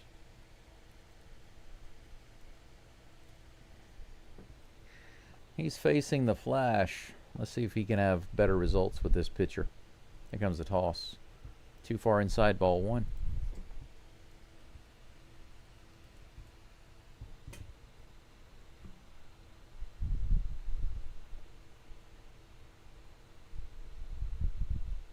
Yeah, we could divide the pitching staff up, right? Or the coaching staff. All right, nice. Pena bounces it to shortstop. Josh Smith tries to backhand it on a short hop, but it bounces off of his glove. I think they're going to probably mark that down as a base hit for Pena instead of an error. But Pena's able to easily beat it out because by the time the third baseman picks it up, there was no play. Jordan comes to the plate with a runner on first. I think he'll bat even better with runners on. Look at this. 53% of people say Jordan should bat third, and that's exactly what I've been saying this whole time. Why is he batting second? So ridiculous. Here's the pitch. 93 miles an hour below the zone. 6 hits for the Astros. They give Pena the hit instead of giving the error to Josh Smith. 1-0 is the count. Here comes the pitch to your daddy. Below the zone again. Is he scared of Jordan? He just might be. Some of these pitchers are. You can see the attempt to snatch that play. Pretty difficult. Here comes the 2-0 pitch. Jordan hits it to first. And that's a double play.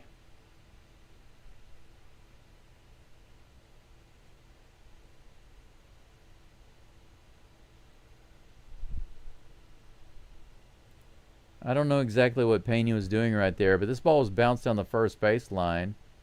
Berger steps on the bag and throws it to second. Pena had already slowed down, was jogging to second. Was he thinking that it was going to be a force out? Why wasn't he booking it down the line? You gotta hustle. Altuve comes to the plate. Please, Altuve, do something. Save this team today. He loses his helmet, of course, on the first swing, fouls it off. He did drive it out to the warning track in right field, his first at bat. Come on, Altuve. You're my hero for a reason. For many reasons, actually. But hitting is definitely one of them.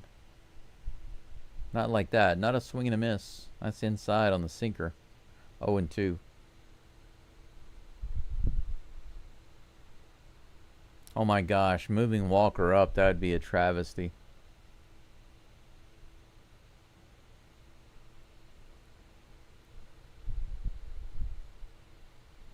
Here's the toss to Altuve. Outside.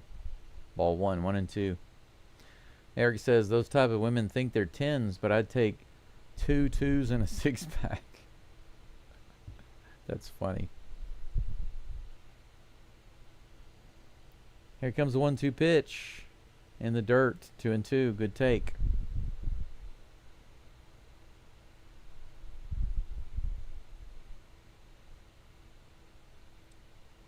Well, you know, Gregory, you're right. We need a base runner with flash speed, and it's awesome when Pena gets on base. And he hustled down the line to get on first. But man, he just didn't run at all to go to second. I don't understand it. Hey, look at that. Altuve rips it down the third baseline. The third baseman can't handle it, and he's hustling to second. He's going to get a double. Speaking of hustling to second, there's another extra base hit versus the Strangers for Mr. Altuve. The sinker on the inside. Right down the line. He dove for it. Couldn't get it. Perfectly placed down the line and in that corner. We got a runner on second. Yeah, those people back there. Take that. Take that, Strangers fans. That's what you get for booing Altuve. Correa at the plate. Sinker on the inside. Swing and a miss. So Altuve passes it. Passes the baton to South Korea. Move him around. You could get it closer or tie it up. Do something good. Outside. 1-1 is the count.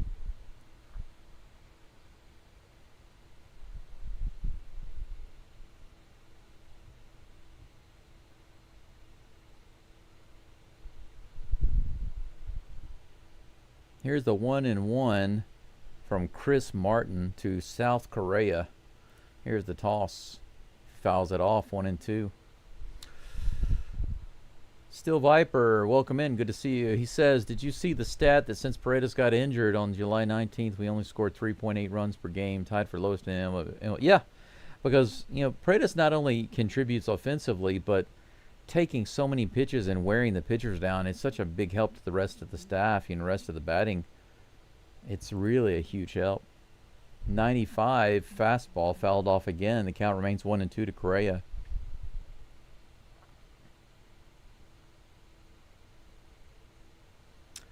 Yeah, the Astros are...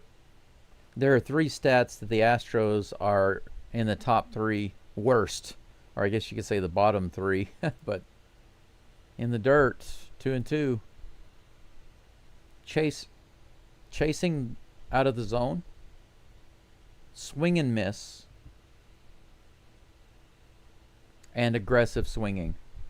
The Astros are among the top 3 worst teams in all of those categories. It's a wonder that they're still in first place. This is fouled off again. Count remains 2-2 to Correa. Well, yeah, Isaac Paredes was an anomaly in the Astros lineup because he was doing his thing, just like all the other Astros are doing their thing. But his thing was to be patient. He put a lot of work in, obviously, to be a patient batter. That's just who he is. Fouled off. He was disciplined and patient at the plate. But the Astros as a whole are not patient and disciplined at the plate. So when we don't have those guys in the lineup, it really hurts. And that's only 50% on the players. The rest of that is on the managers and the pitching coaching staff. That's hit hard out to right field. Is it going to be? Oh, it's a fair ball! It's a fair ball! Home run for Correa. He did a half swing and he sliced it into right field and he just kind of stood there. He wasn't sure it was going to be fair, but it stayed fair and bounced off the Chick-fil-A pole in right field. Correa gets it. He wasn't convinced that was going to be a home run. He just kind of stood there at the plate. And he doesn't commit the mortal sin of leaving Altuve on base. He brings him home. No lobsters left out to sea. He brings him home to cook. Right off the pole. Nice. This game is tied 3-3. Wow. Correa just stood there like, I think that's going to be a foul ball, but it did not slice out of play. Wow. And now there's a meeting on the mound going on. The strangers are confused. So the 2-out double with Altuve, and then the opposite field homer by Correa. This is a good example of the coin toss, you know. The players doing so terribly again and again and again and again, and then suddenly they get a couple of big hits. 8 hits now for the Astros and only 6 hits for the Strangers. But the game is tied. Here in the top of the 8th. Next batter is Jesus Sanchez. Chris Martin still on the mound. 18 pitches. Here comes the first one. Right on the outside. Could have been a ball. Call a strike. Yeah, look at this. Just barely. Look at that. Barely. Nice. Not too much slice. It didn't slice out. So we got lucky there. Nice. The count is 0-1 to Sanchez with nobody on. 2 outs. Here's the toss. Oh. Sanchez goes after a ball in the dirt, the splitter. Haven't seen him go after anything junky like that this game. He's been having pretty decent at-bats.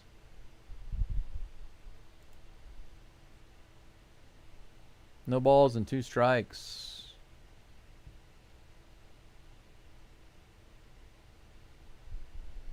Here comes the 0-2 pitch. 90 miles an hour, swing and a miss at the top of the zone. That's strike 3. But Altuve with the double, Correa with the homer. We got ourselves a new game. It's all tied up at 3. Correa did tap on his wrist. That means it's your time. It's our time. It's your time. Hopefully so. We'll see. We will see. Bottom of the 8th coming up, guys. We got ourselves a tie game at the moment. Yeah, back to the basics for sure. Yeah, that was a surprise, Ed, but you know, it was an opposite fielder, so that part is not a surprise, but even Correa was surprised. He didn't expect that was going to be a home run. He just kind of stood there like, I don't think that's going to be in, but it stayed in.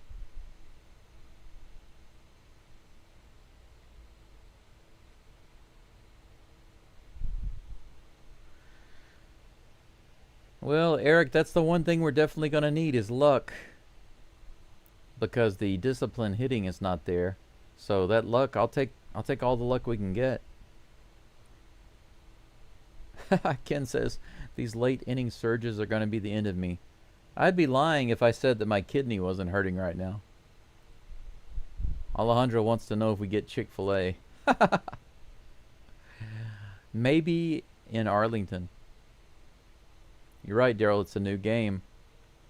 Yeah, never give up on the Stros. If I gave up on the Stros, I wouldn't be here. I wouldn't be doing any live streams at all. But I have seen other teams' streamers doing the live play-by-play. And it gets to a certain point in the game and they give up. They're like, you know, I'm sorry guys, forget this game. I'll see you for tomorrow's game. I'm going to get out of here. I've had enough of this. Even if their team is only losing by like 4 runs, it gets to be in the 8th inning. Seventh inning maybe. I've seen guys in their live stream in the 7th inning when they're down by 4 runs. I don't understand that. Magnum PI is in the game for the Stros. Brian King on the mound. Here's the pitch. A little inside, ball 1.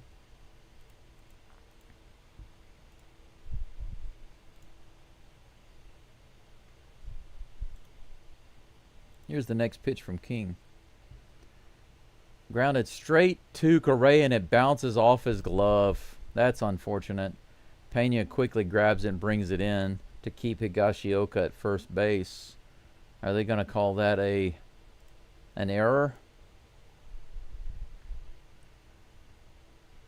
It was a well-hit ball. Yeah, it bounced up on Correa. I feel like he didn't square up in front of it. I think he should get an error on that, and he does get an error. He deserves it. Unfortunately, Correa didn't square up in front of it, and it bounced up on him. But he should have been able to get it, I think. Here's a pitch from Brian King. 90 miles an hour, just high and outside. Runner on first, no outs. Bottom of the 8th. Josh Young at the plate. Here comes the next toss. Swiffer in the bottom of the zone. Fouled off. 1-1 is the count.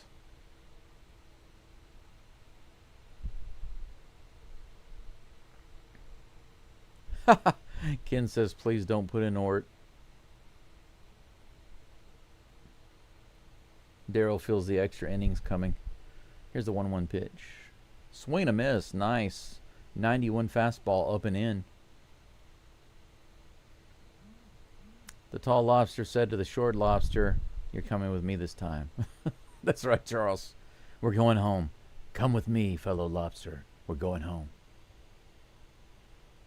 1 ball, 2 strikes. Too far inside on that fastball. 2-2. Yeah, you definitely can't count Houston out, even if they're down by 6 or 7 runs going into the latter innings. You just can't. Now, the odds may be stacked against them, but it's baseball, you know. Hey, there we go. Beautiful Swiffer on that outside edge. He took it looking.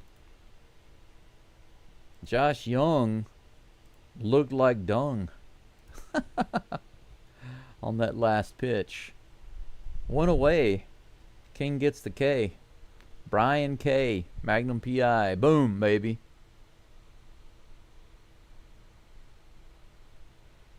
Yep, right now the pitchers can really help us out. 80 miles an hour on another Swiffer inside, strike one. Duran is complaining, I don't think I went. He's still shaking his head.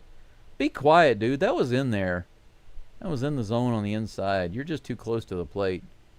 This is a ground ball. Pena grabs it. He throws it to first. Way high. Runner will go to third. Higashioka all the way over to third. Pena tried to make one of those great defensive plays.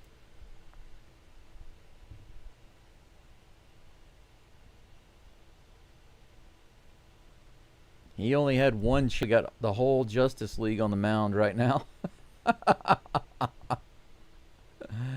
The Justice League is having a meeting on the mound at the moment. The Friendship League. And he's pointing towards the dugout. Waving and pointing at the dugout. I don't know what's going on there.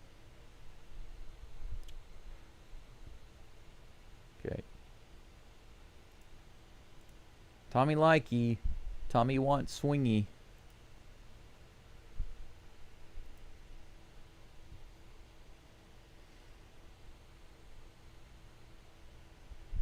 Runners on the corners with one out. Brian King on the mound.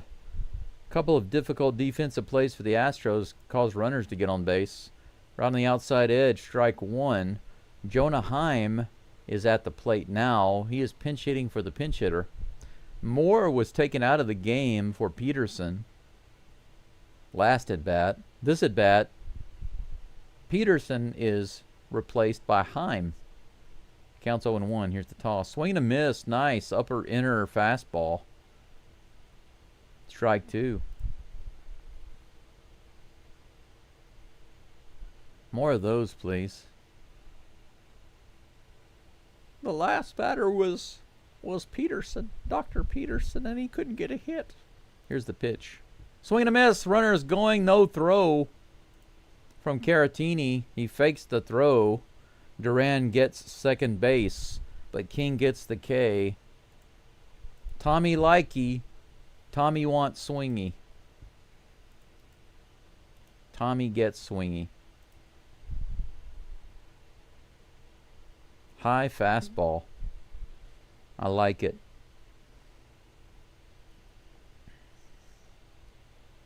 Come on, Magnum PI. I believe in you. 2 outs. Hit high in the air, foul ball, strike one. Josh Smith at the plate.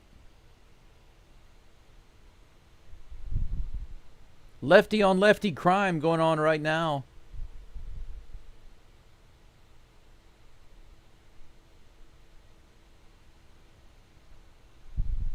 Here's the pitch. Nice. 92 mile per hour high fastball taken for strike two, and the count is 0-2.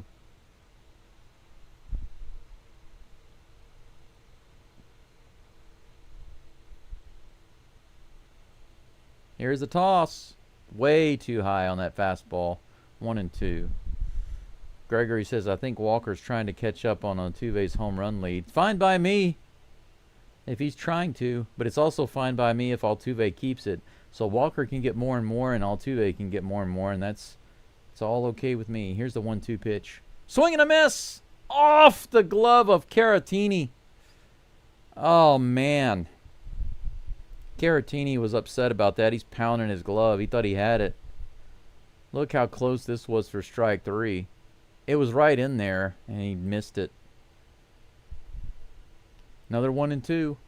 Outside on the Swiffer. 2-2. Yeah, Eric, I was thinking about that too, about the interference on the batter. If he had stepped forward and the batter had been in his way, he could have gotten an interference call. That's what I was thinking. Strike three! Magnum PI with the gunshot right into the top of the zone. Fastball. Swing and a miss again. Boom, baby. How do you like that? Those high fastballs in this inning. Nice little fist pump. King jogs off the mound. Little fist bump with Caratini. That's what I'm talking about. That's what I'm talking about right there. You know, those guys that got on base, and they advanced around because of difficult defensive plays. The balls just, they kicked up on them. I mean, I do think that Correa should have caught that ball at third base. The play with Pena, he tried to get the throw over to first base. Even if the throw had gotten there, maybe he wouldn't have even been able to get the guy. But difficult plays not only put runners on, but advance them. But King was able to get out of it. You can't do anything but applaud that effort. We go to the top of the ninth. We got one more inning of baseball to try to avoid extras. 8 hits for the Stros, 7 for the Strangers. Astros now have 2 errors, unfortunately, 1 for the Strangers. Game is tied 3-3. 3-3.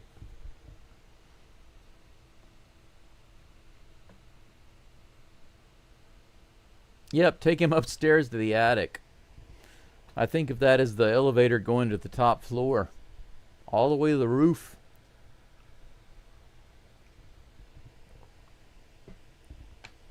The batter couldn't run up the stairs fast enough to catch up.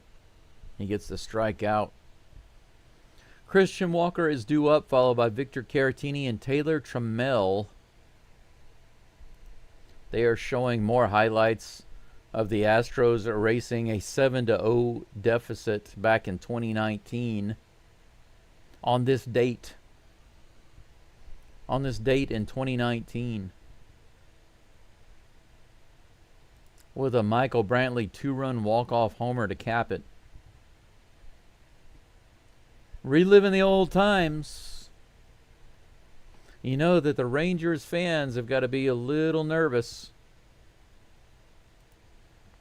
Phil Maton. Hey, that's a name that we should be familiar with, right? He is facing Christian Walker.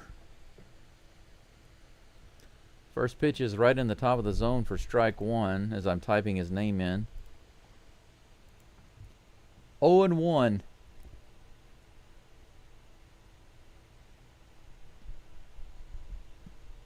Right-handed batters only batting 184 against Maton so far this season. I'm sure Walker has no problem with that, right? Here's the pitch. Low and outside, 1-1. Yeah, Brantley was to me, he was Mr. Baseball before Jake Myers. Now I consider Jake Myers our Astros Mr. Baseball guy. Here's the pitch. Swing and a miss on the Swiffer outside. Could have let that one go, Walker. Started off on the outside of the zone and then went way outside the zone. 1-2 is the count. Here's the toss. High fastball check swing. Did he go? They say he did, and that's strike 3. Walker is not sure about that. He gripes about it a little bit. Another strikeout for Walker. 1 for 5. Walker with a half swing single earlier, or a single off the fists, and multiple strikeouts.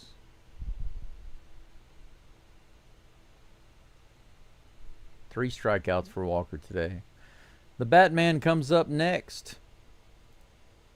Victor Caratini. The first pitch on the way from Maton. Outside, ball 1.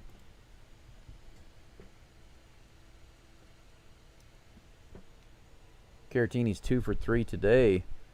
A couple of singles and an RBI. Here's the next toss. How about a bat slam?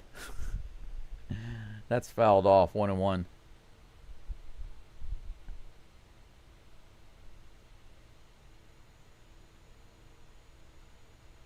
Yeah, Brantley could get right out of bed on Christmas Day and get a base hit. Yeah, he's got a base hit under the tree, right? Here's the pitch.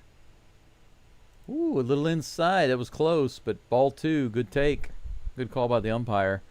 Make him pitch. Bowling for soup. band is playing in downtown Houston. Texas Dave, are you going to go watch? Here's the pitch, the 2-1. Little below the zone, ball 3. Good take.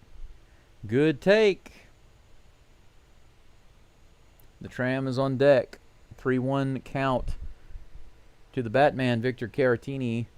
Brian Abreu is in the bullpen warming up. Here's the toss to Caratini. Another single to right field by Caratini. It's bobbled by the right fielder, but Caratini doesn't have time to go to second. He stops. Not the fastest guy on the team. Are they going to pinch run? Absolutely. They're going to bring in Blade Rogers, the player formerly known as Blade Rogers, Jacob Melton. 3 for 4 today. Look at that serious look on his face. Heck yes. I love myself the Batman. I love myself some Batman. Victor Caratini. Good job, man. Good job today. 3 for 4. How about that? Keep him in the game whenever he has the opportunity. 1 on, 1 out. Here is the first pitch to the Tram. Crank it up, baby. 77 right on the outside edge. Strike 1. Over 3 today. But facing this right-handed pitcher, I think the Tram has a good opportunity to get himself a base hit. Here comes the 0-1 pitch. Ooh, 91. How do you miss that one? 91 in the top of the zone. Swing and a miss. 0-2. Trammell calls timeout. We got a runner on first with 1 out. Here in the top of the 9th, we've got a score.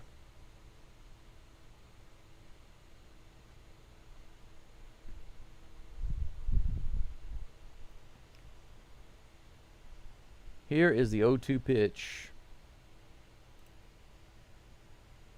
Swing and a miss, low and outside on the curveball. Strike 3. 3-pitch strikeout to Tram. That's something you don't see very often, but every pitch was either right on the edge, right on the corner, or right in there. Guess who's batting? Yainer Diaz for Cam Smith. It kind of makes sense, though, since Caratini's out. Diaz is in. He'll be catching, most certainly, in the bottom of the 9th.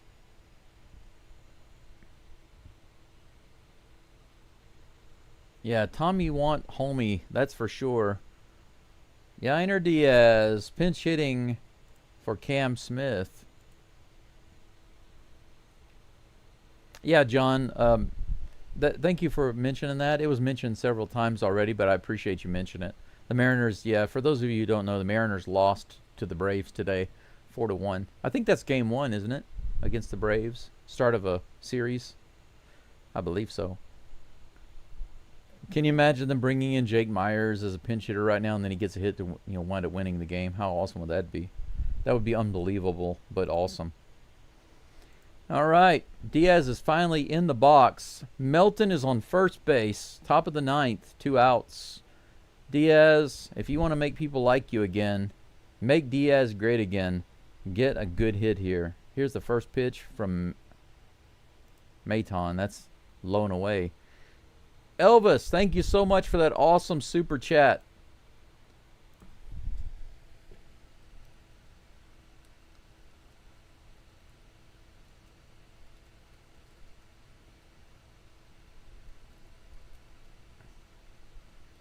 Melton is off. He's stealing second base. The pitch is wide. Ah, he comes off the base. Melton was safe. Melton was safe at second base, and then he comes off the bag. He says maybe. At first he was safe, and then he was out. And that's going to be out number 3. So it ends on the stolen base attempt. He was safe at first. He was safe at the start. But then he came off the bag, and the second baseman or the shortstop, he never took his glove off of Melton's arm, and his hand came off the bag, and then they called him out. Melton tried to complain that he was pushed off the bag, but there's no challenge. We go to the bottom of the ninth, tied up. The Astros with 9 hits.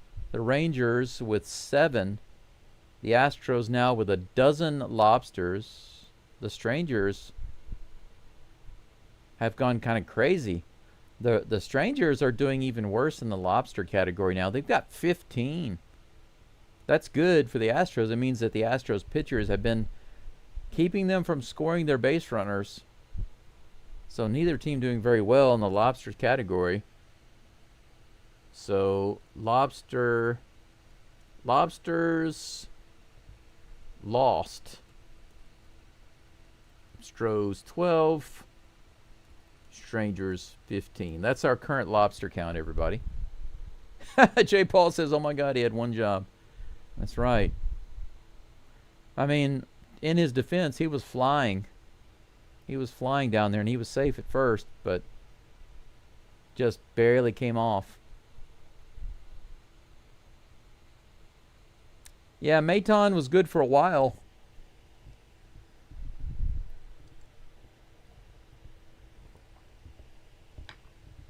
I have some fond memories of Maton.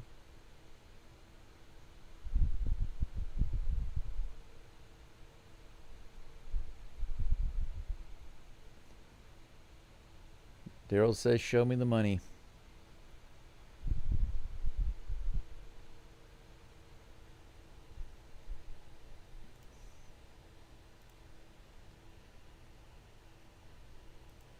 Brian Abreu is on the mound for the Stros.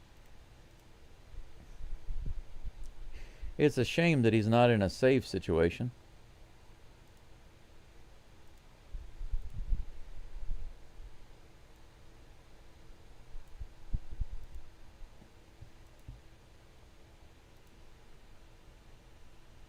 Melton stays in the game. He's in center field. Yainer Diaz goes to home. Trammell goes to left. Sanchez goes to right.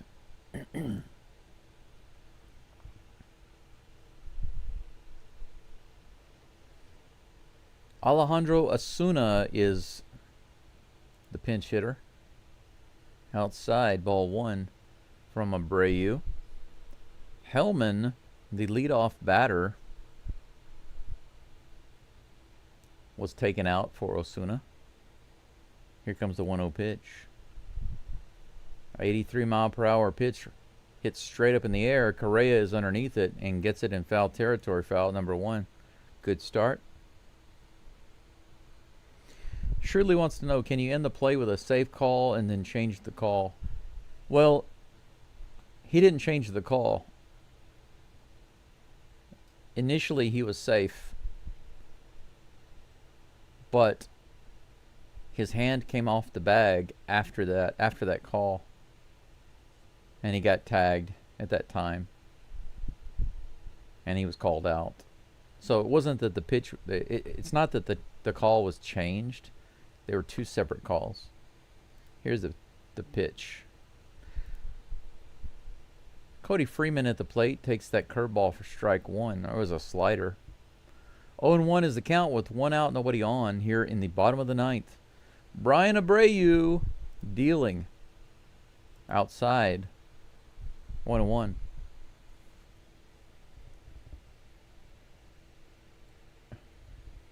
Shrewdly, I agree with that. He says that Abreu and Hader struggle when it's not a save hold situation. I also feel like they struggle when there's a big lead. You know, if it's a tight situation, they do much better. It's like they're focused. But if they have like a 4 or 5 run lead, and for some reason a spotter brings them in, they struggle. If it's tied, they can struggle too. Here's the toss. Swing and a miss. Strike 3. Oh no. It was not a strikeout. It was a foul tip. In and out of the glove of Diaz. In and out of the glove of Diaz. I thought it was a complete swing and a miss, and commentators did too. on that slider. Just barely missed it. This is grounded to third. Correa nicely scoops it up and fires the first for the out. Good. 2 down.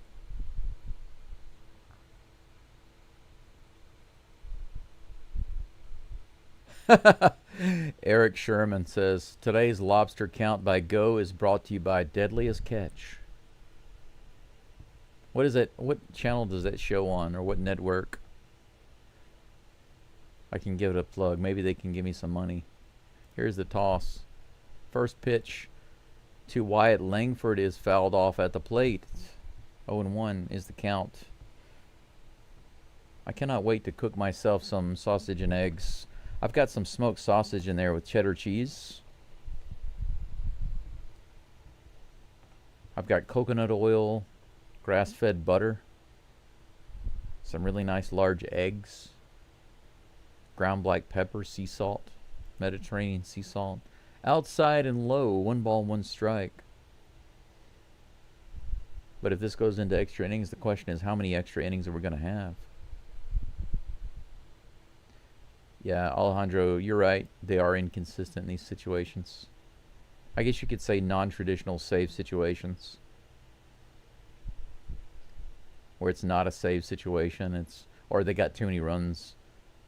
If they got a huge lead, they tend to not be as serious for some reason. Here's the 2-1 pitch to Langford with 2 outs, nobody on. Outside again, 97 miles an hour missing. Jake Berger on deck.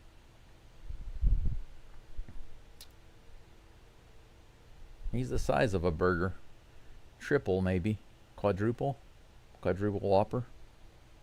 Here's a 3-1. 97 in the top of the zone. Fouled off. Full count. Let's do it. Do it. Do it.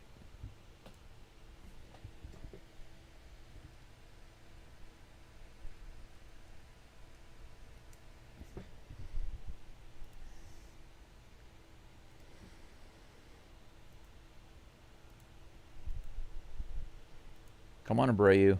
Do it. Do it. Here comes the pitch. Fouls it off.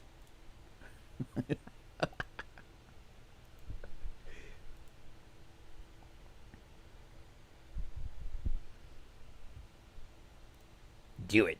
Do it. Do it. Strike him out. 3-2. Here comes the pitch. 2 outs.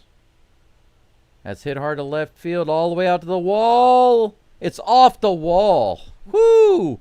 Just barely missed a homer by a few inches. Langford is on second with 2 outs. Man, man, man. How close was that? That was almost a walk-off homer with 2 outs and a full count in the 9th inning. Wow. Take a look at that.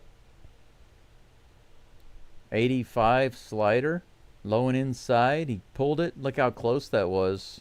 Just off the top of the wall. Man, that was something else right there.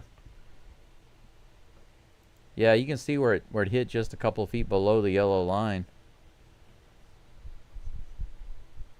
Jake Berger does come to the plate. 1 for 4 today with a 2-run whopper. With cheese, maybe. I mean, just by appearances, just judging by appearances, it probably was with cheese. Maybe bacon, too. A little extra slop. Extra slop, please. First pitch to Berger on the way from Abreu. Up and in, ball 1, 97 miles an hour. Yeah, in H-Town, that would have been gone for sure.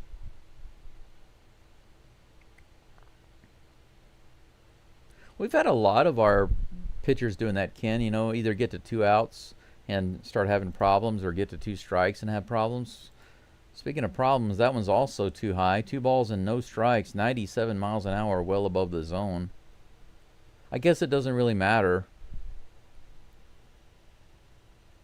if Berger gets a walk or something like that. I mean, because all they need is 1 run. It's that runner on second you got to worry about. Here's the pitch. This is hit high in the air. 97, right in the zone. 2 balls, 1 strike. You're right, Daryl. That was too close. Alejandro says, should have let Abreu go and kept Phil Maton. I don't agree with that at all. Abreu, for the whole season, has been one of the best guys in the MLB.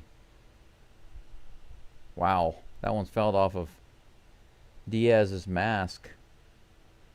2 balls and 2 strikes. We are 1 strike away from going into extras. Yeah, the last 2 appearances, Abreu has been bad. But outside of that, he's been like a relief god. Look at his ERA. Look at his body of work. He's been freaking awesome. He's been amazing. Swing and a miss. Speaking of amazing, how about that? Another nothing burger. Abreu gets the strikeouts. Swing and a miss. And we go into extras. We're going to have a 10th inning. Astros and Strangers tied up 10-10. There we go. Let's get the fat boy out. Alejandro says, really? Really about what? Do you think that Abreu's not a good reliever? If you think that Abreu's not a good reliever, or that he's not better than Maton, I don't know what to say to that. I'll be right back. I'm going to grab myself something from the kitchen. Geaux Stros, 10th inning coming up in just a moment.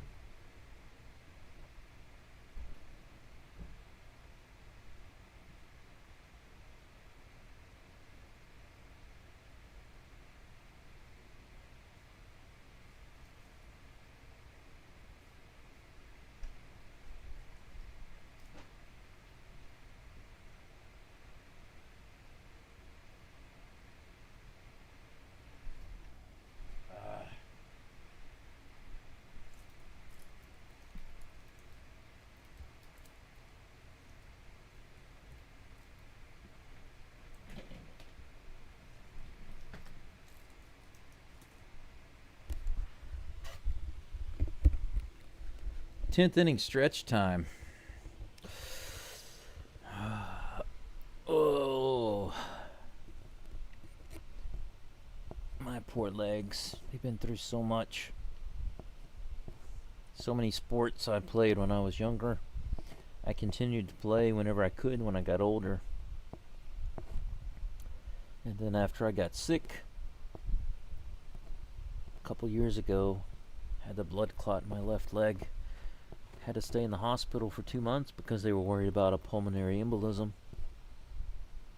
Still a threat of that right now, but the blood flow is not so great. It's been decent recently, so that's nice.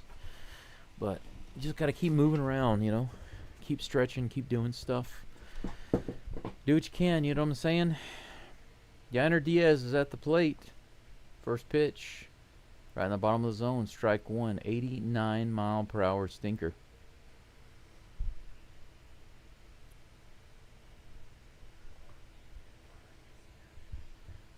I got myself a very tiny piece of chocolate. Here comes the 0-1 pitch. Tapped foul. 0-2. Maton is still on the mound. Isn't it funny? Diaz used to catch this guy. Now he's batting against him. Pretty interesting.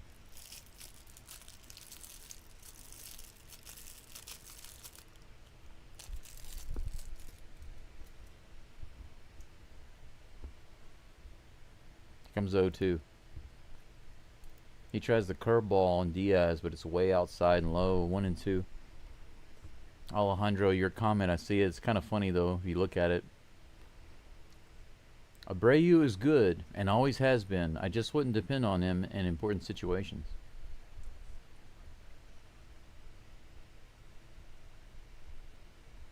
One, two. 90 above the plate. Above the plate. Above the zone. Fouled off.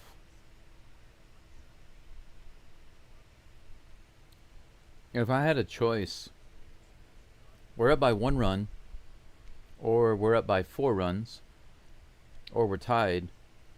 Which situation? Oh, is that gonna be? Yeah. Oh!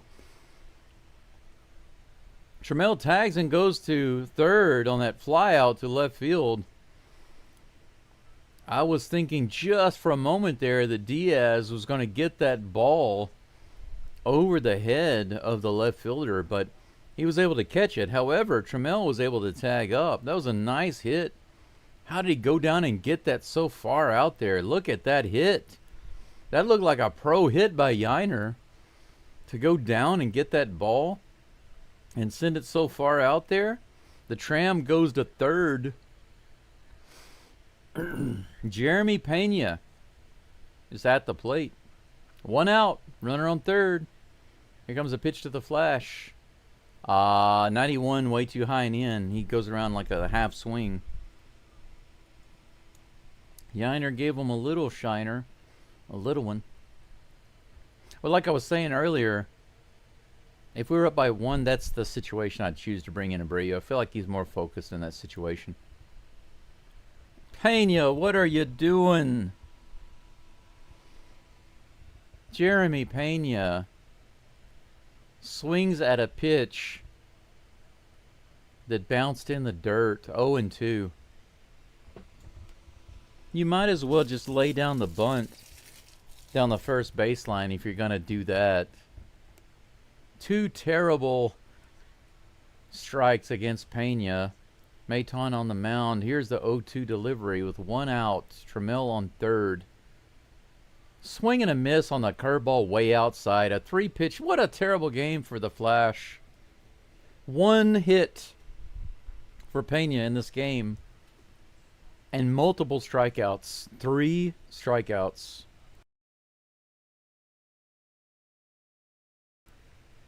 Two down. I'm sorry, but I don't care if the Astros have an out and a guy's on third. I'd rather see them bunt. Just square up and bunt the ball. Yordan Alvarez comes to the plate. They come out to the mound. I'm surprised that they're not walking him. They're talking to Maton. Talking to Maton about Yordan. Yordan's staring out at the mound. It looks like he wants to kill somebody, doesn't it? He's got the serious look on his face. He's like, what are you going to do? I'm going to kill you. Whatever you do, I'm going to kill you. Hey, Trini, thank you for subscribing. Welcome in. Geaux Stros.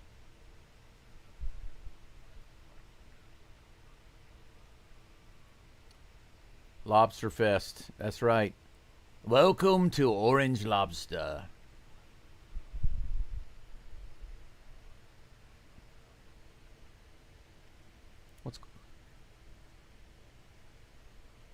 Yep, they're going to walk him.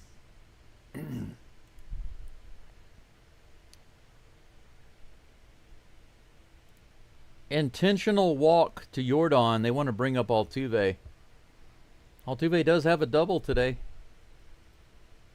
He's shaking off a little bit of that rust. They got a couple of guys out in the bullpen.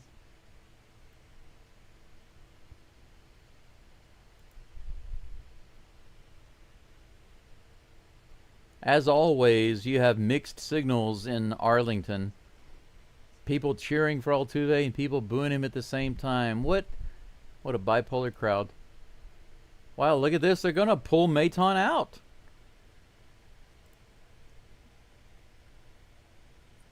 What kind of ridiculous nonsense is this? They should get a delay of game. That should be a ball 1 for Altuve. Maton is upset. So, I'm not... Okay, let me try to explain what just happened for those of you who don't know what's going on, okay? Yordan comes to the plate with 2 outs. Trammell is on third. When Yordan comes to the plate, the pitching coach goes out to the mound and they have a meeting. The catcher and the infield, they come in and they have a little meeting. And then the umpire says, okay, let's go, let's go. Then the pitching coach goes back to the dugout. Yordan gets to the plate. He's ready to go. And then they say, we want to walk him. They intentionally walk him to first base. So they did all of that to delay the game for their bullpen, basically. And then they walk Jordan. They let Altuve come all the way to the plate. He's in the batter's box. He's ready to go. And then the manager comes out of the dugout to pull Maton out of the game and bring in a reliever to pitch to Altuve. Shouldn't there be a delay of game there? Shouldn't they give ball one to Altuve? I think that they should. I think that that should be a delay violation. And why should they be allowed to do that, to delay the game so long, 2 times in a row? What a bunch of nonsense. The ump should have done something. Fred, you're right. The ump let all of that go, and now we're on break waiting for the reliever to finish his warm-up tosses right now. What a bunch of BS. It reminds me of what the Yankees were doing in the 9th inning yesterday, slowing the game down and causing issues. This is not baseball. They're just being difficult. So ridiculous. Sean Armstrong is in the game. He'll be facing Altuve. Come on, Altuve. Shut up this crowd. He hits that straight up in the air on the very first pitch. Drop it, Smith. Drop it. Drop it. No, he doesn't. It's out number 3. Altuve goes after the first pitch expecting a big hit. Doesn't come up with it. Out number 3.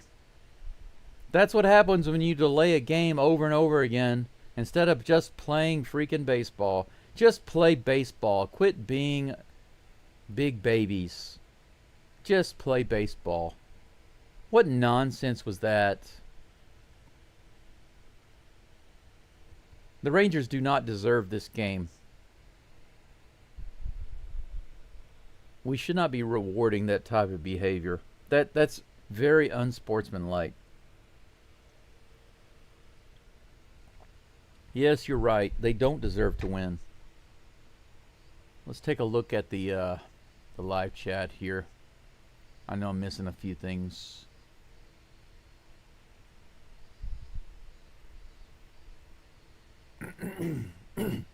Yeah, apparently it was too much to ask. A fly ball was too much to ask from Pena. You're right. Yeah, Tram was firing on all cylinders. Got over to third, no problem. He was right there. We had a fast guy on third base with 1 out. Pena could have tried to lay. He could have just squared up, you know. Just do a hit and run. Why not try a hit and run? I know it sounds crazy and dangerous, and maybe he doesn't lay the bunt down, or maybe the bunt's not good. But if he lays it down and you got a hit and run with Trammell, there's a good chance you get that run. I would applaud the effort on a play like that, but I do not applaud when a player comes to the plate and swings at garbage 3 times in a row and strikes out. I don't care who you are. Pena was trash today.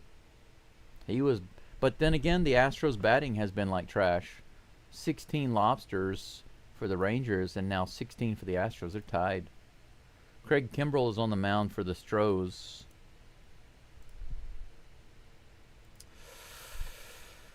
Goodness gracious me.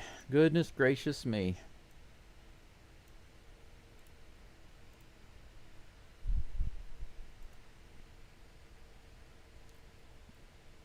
Kimbrell is facing Kyle Higashioka.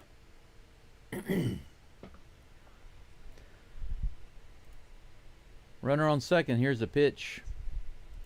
It is extra innings, so we got the runner on second. Jake Berger was taken out because he would have been the guy to be on base.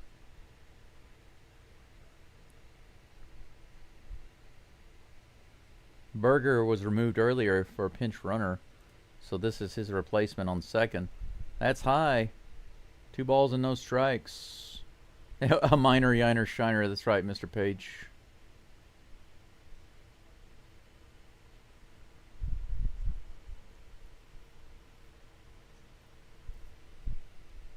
There comes the 2-0. Kimbrell comes off the mound, fakes the throw to second, resets the clock.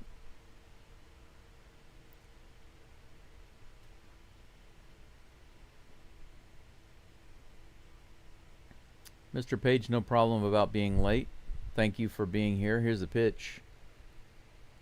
3-0 with the knuckle curve way outside and low. He doesn't go after it. Not fooling anybody. Yes, Jay. Lots of tomfoolery on the part of the Rangers being unsportsmanlike in this game. Here is the 3-0. Outside ball for a 4-pitch walk. We got 2 guys on. Doesn't matter if you have a guy on first base. All the Rangers need is 1 to end the game. So the main thing is don't let anybody score. Who cares about the guy on first? Don't let anybody score. This is another opportunity for the Astros to get a triple play. I keep looking for it all season long, looking for that triple play. Never get it. If I get it now, it would be unbelievable. Here comes the first pitch to Josh Young. This is tapped. Kimbrel makes the play to first base. Runners go to second and third.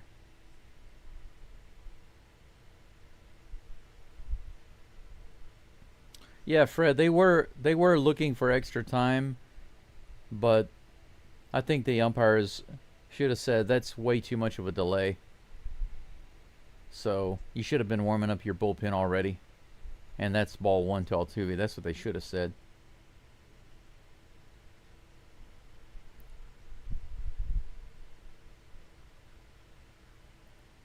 Susan says, looks like they want to be like the Yankees. That's exactly what I was thinking. The same kind of nonsense that the Yankees were doing and like to do. First pitch to Ezekiel Duran is on the way. Up and in, ball 1. Runners on second and third with 1 out.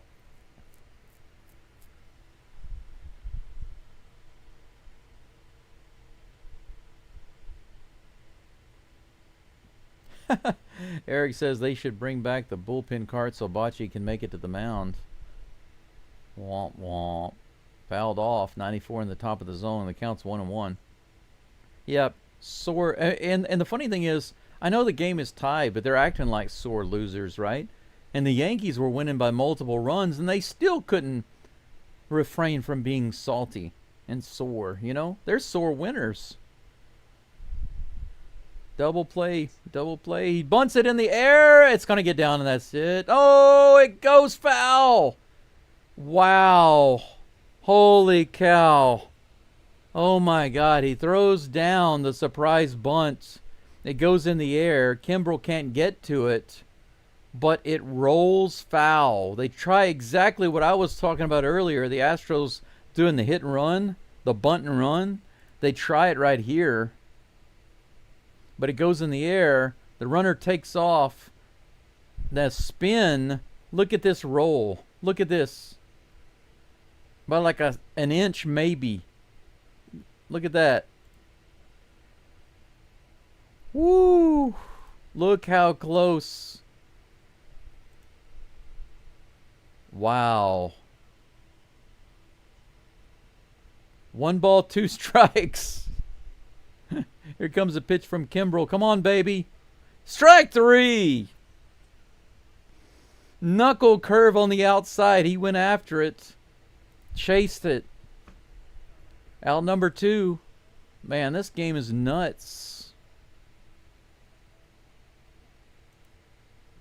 Beautiful. Knuckle curve. Started in, went out.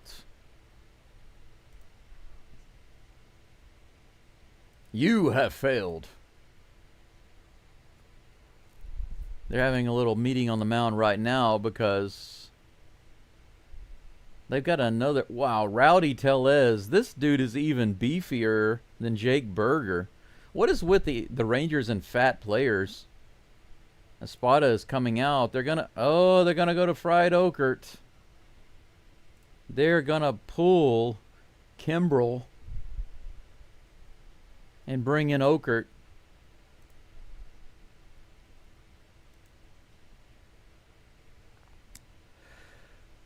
Whew. They're bringing in the lefty. And we are on break. 2 outs, runners on second and third. The Rangers bring in what appears to be their fattest player, unless they have a third player that's even bigger than him. I thought Jake Berger was big. This guy's like, he's like an octo whopper. He's like an 8-patty whopper. He's like a double baconator or something. Holy cow, what is the deal with these big beefy players? He's a beefy guy. 9 hits for the Astros, 8 for the Strangers. It's tied up 3-3 in the bottom of the 10th with 2 outs. Fried Oakert comes into the game.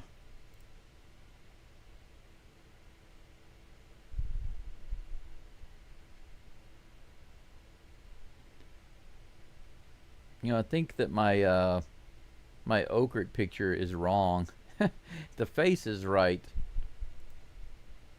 but the orientation is wrong. Oh well, I don't have time to change it right now. Rowdy Tellez is stealing Alvarez's number. Yeah, he likes to think of himself as an Alvarez, I guess, but he's definitely far from that. He's batting .221 this year, .699 OPS, 15 home runs. He's got a few.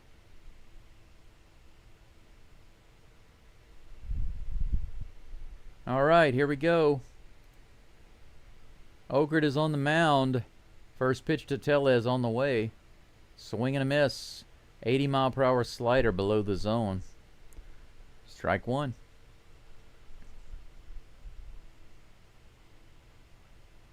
That's why his name is Burger. Tommy wants a strikeout. Yes, he does. Here's a pitch. Woo, nice. He doesn't swing at that one, but it's a strike. 0-2. He's shaking his head, but you know, I love when they're shaking their head like, "Rah, rah, rah, rah." Be quiet. It got the zone, bro. Come on. Serve him up the fried Oakert. Make him eat it. Here's a toss. Swinging and no, it's called strike 3. He didn't swing. He didn't swing, and it's a 3-pitch strikeout for fried Oakert. He's griping at the ump. Throw him out. Look at this. Beautiful. Beautiful, baby. Right across the knees. Rowdy Tellez complains to the ump about it, but it's all on you, buddy. You just had a terrible at-bat. That's all on you. He wanted some burgers, but he says, nope. I'm going to serve you up some fried Oakert, baby.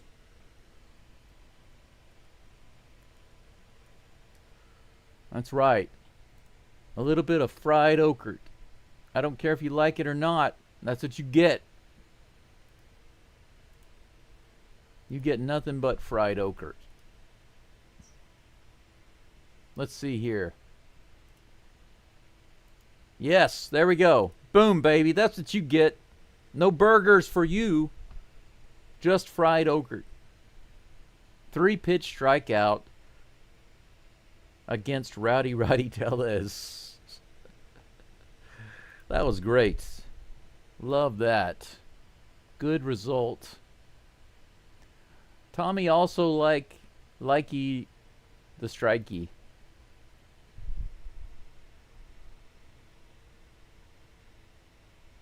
I wonder what size pants he wears, though.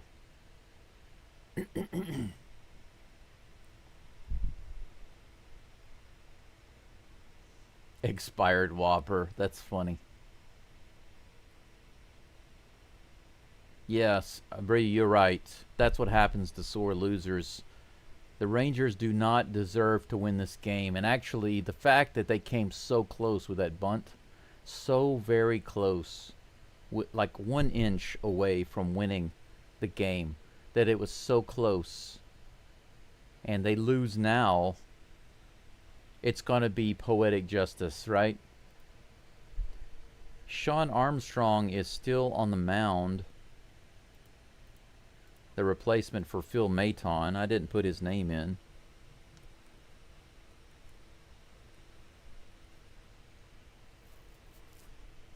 There we go.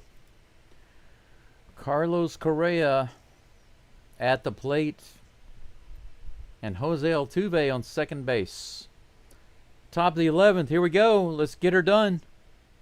Here's the first pitch from Armstrong. Low and outside, ball one, good take.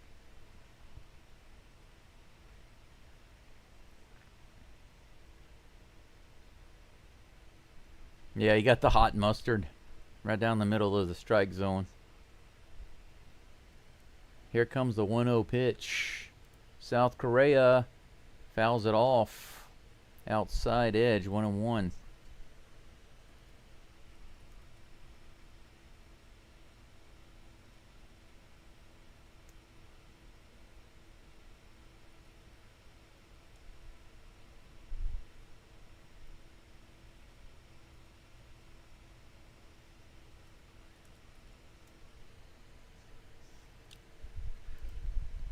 That's a chopper to short.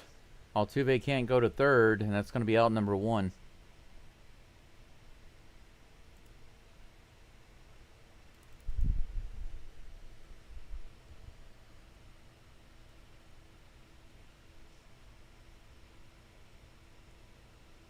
Let's bring the lobster home, baby. Bring that lobster home. Jesus Sanchez at the plate. Little outside, ball one, good take. Come on, buddy Sanchez.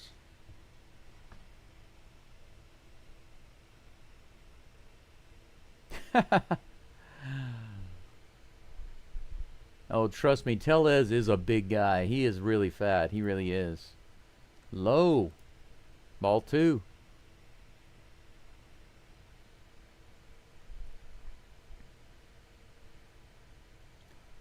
One out. Altuve on second base here in the 11th inning, the top of the 11th. It's 2-0. Here's the pitch.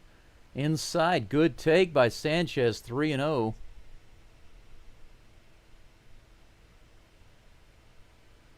Line drive to right field would definitely be nice, Alejandro. Would definitely be nice. Christian Walker's on deck. I wonder if they're going to try to pull him out for somebody else. I don't know. This is hit opposite field. Is it going to drop? No. It's not deep enough for Altuve to advance either. Wrong side of the field. Why did you swing at that one? 3-0. Could have let it go.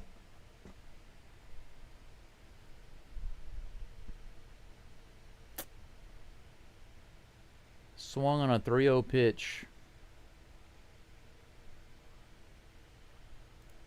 Walker is going to bat. Is he going to provide that thump that we need right now? 1 for 4 today with a bloop single. Here's the pitch. Outside, ball one. Altuve still on second base. Shrewdly, that's a good question. Why not just let it go? Why swing right there? It's a very important moment. You don't have to swing right there. 1-0 to Walker. Let's do this thing. Here's the pitch. Outside, 2-0.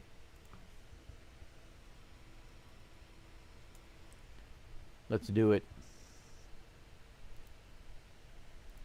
Do it. Do it.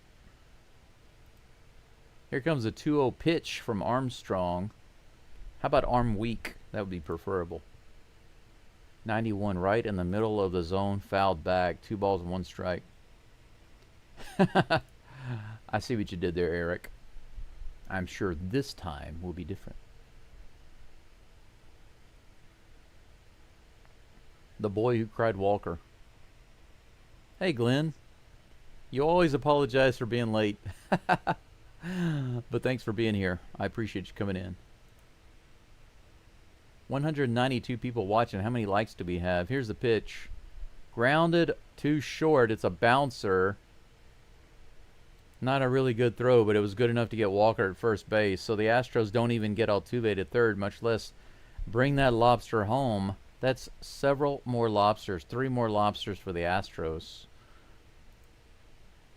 Holy cow, both teams are actually doing pretty pitifully in that category right now. It's the battle of the worst. The battle of the worst teams in the division. Let's take a look at the lobster count at this time.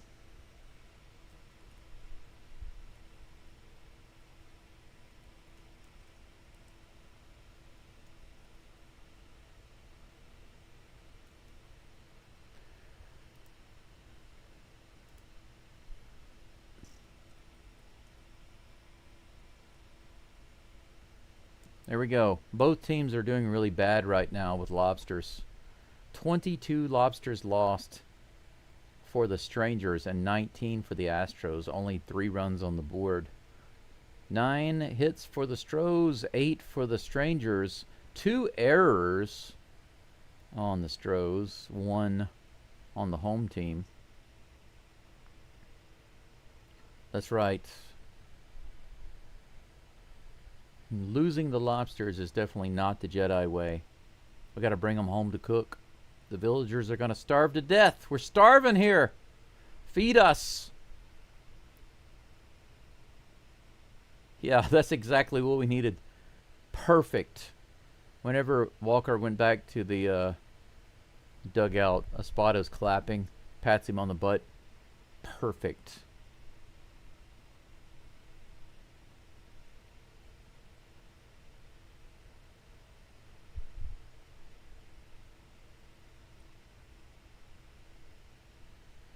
Okert is still in the game for the Stros. For those of you who don't know, Luis Garcia. Look who their base runner is. This big dude. It's Discount Jordan. That guy's got to weigh like 400 pounds. First pitch from Okert to Josh Smith. He does bunt it. He bunts it foul.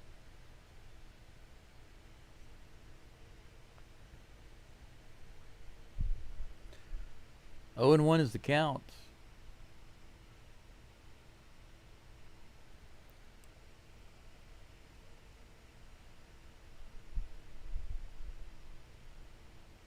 Oh, the A's and the Angels are playing. Here comes the pitch.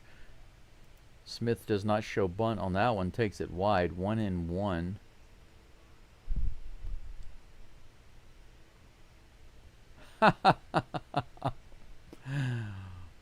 Jose Abreu. At times he could be. This is hit straight up in the air. Pena is back and he's going to take it. No problem. 1 down. Quadruple cheeseburger. Double order still on second base. Angels losing 9-4 to the A's. That's fine. They were talking earlier about how the Angels still have an opportunity. It's highly improbable, but, you know, it still exists. Fouls it off. So Smith goes down with a fly ball to Pena. Alejandro Osuna is at the plate with an 0-1 count. Stephen Okert on the mound trying to serve up another dish. Here comes the toss. Right in there, nice. On the outside edge, 0-2 is the count.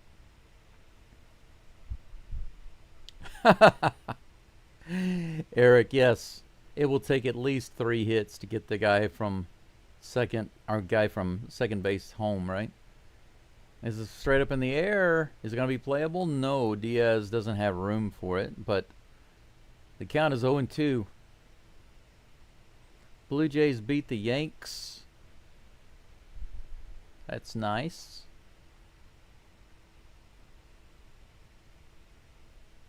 Glenn, the pickoff play on that guy on second base might be more of a pick nose play.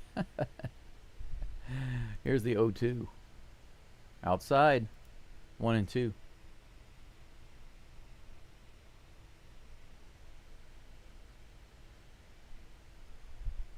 Well, you know what they say in the theme song to Walker, Texas Rangers? When you're in Texas, look behind you, because that's where the Rangers are going to be, behind you. There's a reason they're third in the division, right? Fouled off. The count remains 1-2.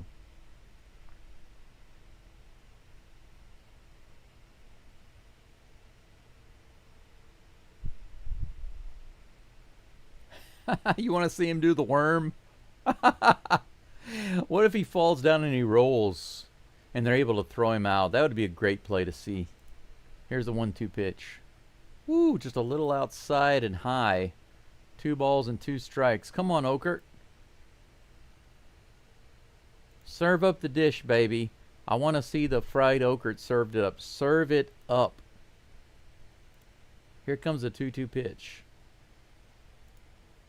High. Full count. Osuna was down in the count 0-2, and now it's full count. Daryl says discount tire. Secondhand truck tire. Ground grip, but all the grips worn off. Here's the 3-2. Nice! There we go, baby. Another plate of fried okra is served up. Swing and a miss. Nice slider. Boom, baby. Out number 2. Cody Freeman at the plate for the 6th time this game. 6 at-bats. 1 for 5 today with a single. He's about to feel single when he gets shut down like a woman shutting down a guy with no confidence. Here's the first pitch rather. A little outside by a couple of inches. Ball 1. Some good looking okra. The Rangers are like the kids that hate okra, but Steven's going to make them eat it. You're going to eat it. You're going to eat it and you're going to like it. This is hit high in the air. Should be the 3rd out. Melton is underneath it and puts it away, no problem. I like how the crowd cheers at first because they have no idea that it's just a fly ball. Fried okra serves it up once again. Boom, baby. Nothing but fried okra all the way up until now. We're going to go to the 12th inning.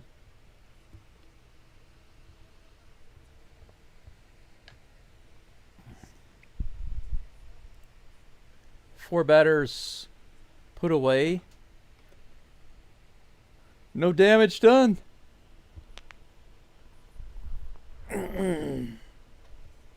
I know that the Cowboys fans hate the Eagles, right? Isn't that true? So it's nice to see when the Eagles beat the Cowboys.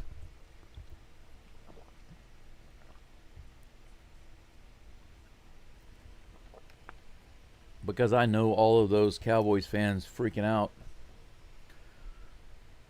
about that game. Shrewdly asks, what's the time in Japan? It is 12:33. It's lunchtime and I'm so hungry. I'm ready to eat.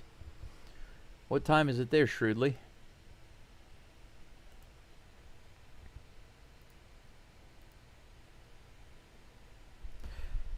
I got a message from my sensei. She's reading my novel.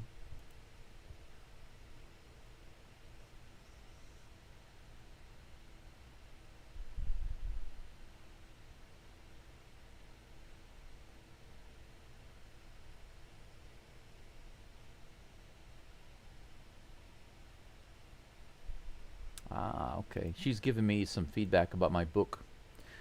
She's not just giving me feedback about the story, but she's giving me good advice about making sure the story remains accurate to Japanese culture and to Edo period Japan. Robert Garcia is in for the Strangers.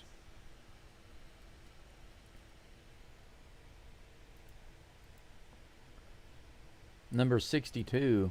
You are 7 digits shy of the master number.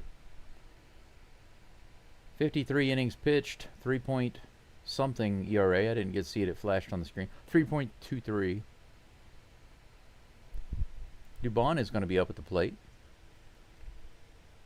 So since we got a lefty on the mound, they pull Melton. So the Astros keep playing, the Astros and the Strangers keep playing musical chairs with their batters, trying to match the pitchers. Lance McCullers Jr., by the way, is warming up. He will be coming in, apparently. Walker is on second base. Top of the 12th is underway. Dubon punches it right up the middle. What a good, perfect tapper to the mound. That's going to move Walker over to third base. Good tapper. No different than a good bunt right there. Dubon, good job, sir. Perfect. Just tapped it right in front of home plate. That was just as good as a surprise bunt. Look at this. Just a chopper straight to the mound. Pitcher had to rush in and grab it. No, I'm sorry. The catcher had to rush in and grab it. Almost made a wild throw to right field. But Ramon Urias is now in. Batting for Trammell. Another righty at the plate against the lefty. He hits that one way up high. Not sure it's going to be deep enough for Walker to move. Probably not. He brings it in quick. There's no way. It's not deep enough. Arias is actually one of the top 2 guys. I think he's tied for first place with sacrifice flies in the MLB, in all of MLB. He almost got another one right there. He just got too far underneath it. That's out number 2. Good effort by Urias. Just came up shy by quite a few feet. Rangers are stopping the game again. Yainer Diaz at the plate. They're out having a little meeting on the mound. So what are they going to do here? They're going to have a meeting on the mound, hold it up. The umpire's going to say, okay, break it up. And then after they go back to the dugout, they're going to come back out again and change the pitcher. That's what they're going to do. That's my guess. Diaz at the plate with 2 outs and Walker on third base. So these are our 2 best guys, Walker and Diaz, on the field right now. Yes, exactly, Shrewdly. You're right. Exactly what I was saying. Have a chat, hold up the game, go back to the dugout, and then change the pitcher. Let's see if they do it. If they do it, I'm going to laugh my butt off. Nope, it looks like they're going to pitch. Here comes the first toss to Yainer. He swings at the first one and sends it out into the right field stands. The 4-seam fastball, strike 1. Can't believe it. They didn't pull him out. Jay says, does anyone want to win this? No. Nobody wants this division. Nobody wants this game. Here's the pitch. Outside and low. 1-1. Oh my gracious. Oh my goodness gracious me, my mo. It is a shiner time. It's a good opportunity for a Yainer shiner. You got that right, Abel. Here comes a 1-1 pitch. Outside, way outside. For a normal batter, that's an easy take. For Yainer, that's a really good take. 2 balls and 1 strike. 2 outs. Walker on third base. Bring that lobster home to cook, baby. Yainer with the shiner. He fouls it off again to the right field side. 2-2. 95 miles an hour. Yeah, Sherry, it's tied 3-3. We're in the 12th inning. No, Jordan is not up yet. Jeremy Pena is on deck. Alejandro and then Alvarez. Next pitch, ground ball to short. Should be an easy play. Here's the throw. It's good, and that's out number 3. No error. Yainer grounds out, and that's it. We're going to go to the bottom of the 12th. The Astros missed their opportunity. Once again, we get the guy over to third. Can't bring him home. That's another couple of lobsters for the Astros.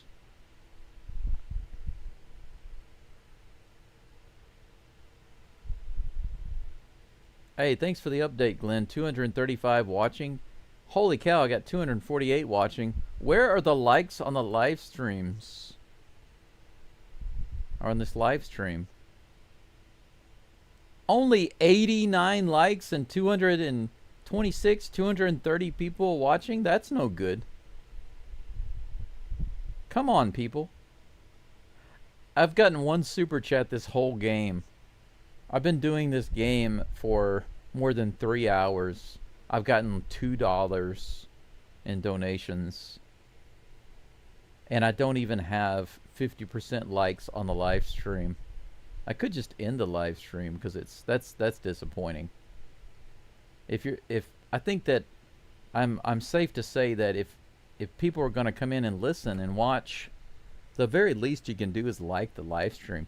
If you're not interested in the Astros and you don't want to subscribe, I can understand that. But at the very least, like the live stream, help the channel. Who else is doing it? If you're here watching the game, and I've been told by some Rangers fans before that sometimes the games are out of market, they can't watch them. The only way they can listen in and watch them is coming to my channel. So I feel like because of that, there's so many people that can't listen to or watch the game otherwise. Liking the live stream is it's a very small thing to ask.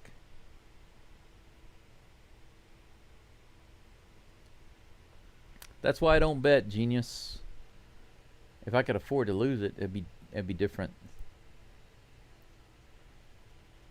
They're talking about the strength of schedule right now. Mariners have a very easy remaining schedule. The Rangers have the most difficult schedule remaining.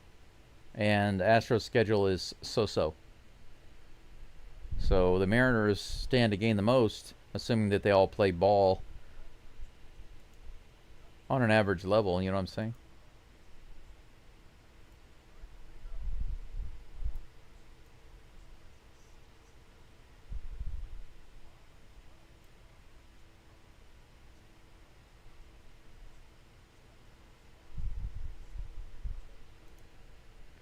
Lance McCullers is in the game, everybody. Runner at second base. Bottom of the 12th. 83 outside, ball 1. Wyatt Langford at the plate. Let's see here.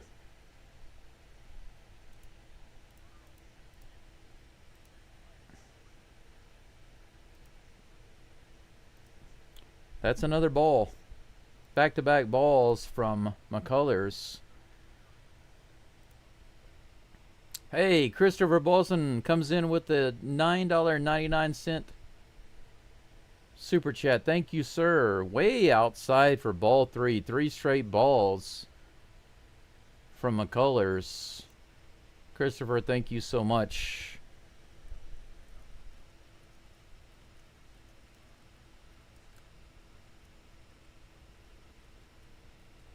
Here's the next pitch. That's actually in there. 3 balls and 1 strike to Langford.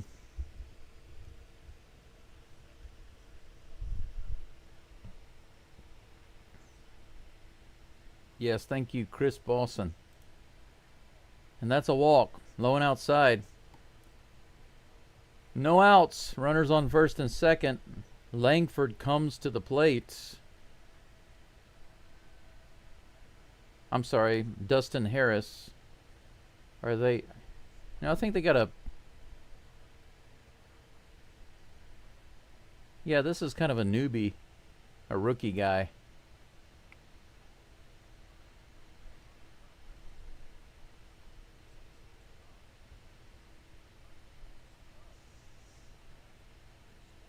Yeah, so far for the season, he's batting 200. 1 home run. He bounces that one foul down the first base side. Interesting. Bochy has decided that they're just going to swing the bat. They're not going to try to bunt. Okay, that's kind of strange.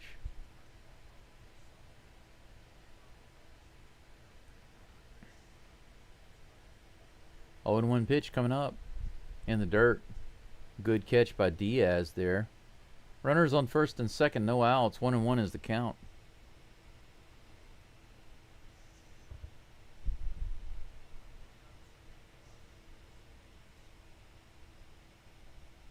The fix is in. You never know. Here's the toss, the 1-1. Low and inside, 2-1. Fastball misses.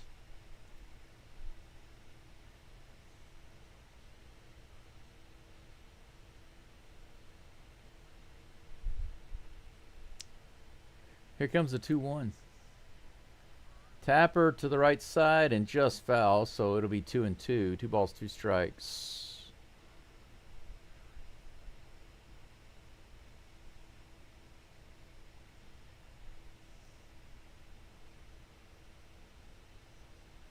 Well, you know, guys, we are tied in the 12th inning. It doesn't really matter who's on the mound right now. There's no way to know how he'll do.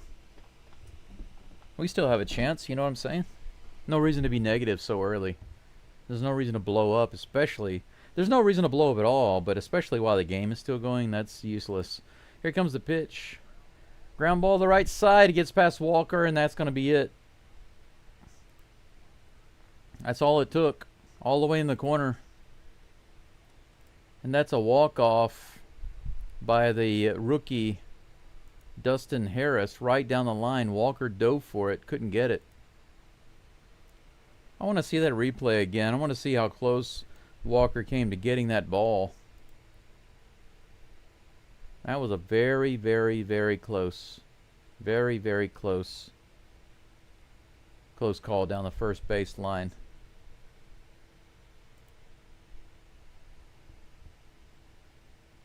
I really want to see that. Here's the replay. Take a look at this. Yeah, Walker was playing too far off the line. Did it go over his glove? It looked like it went over his glove.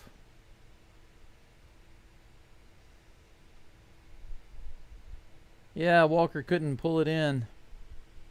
No amount of Gold Glove history can save him there, that's for sure.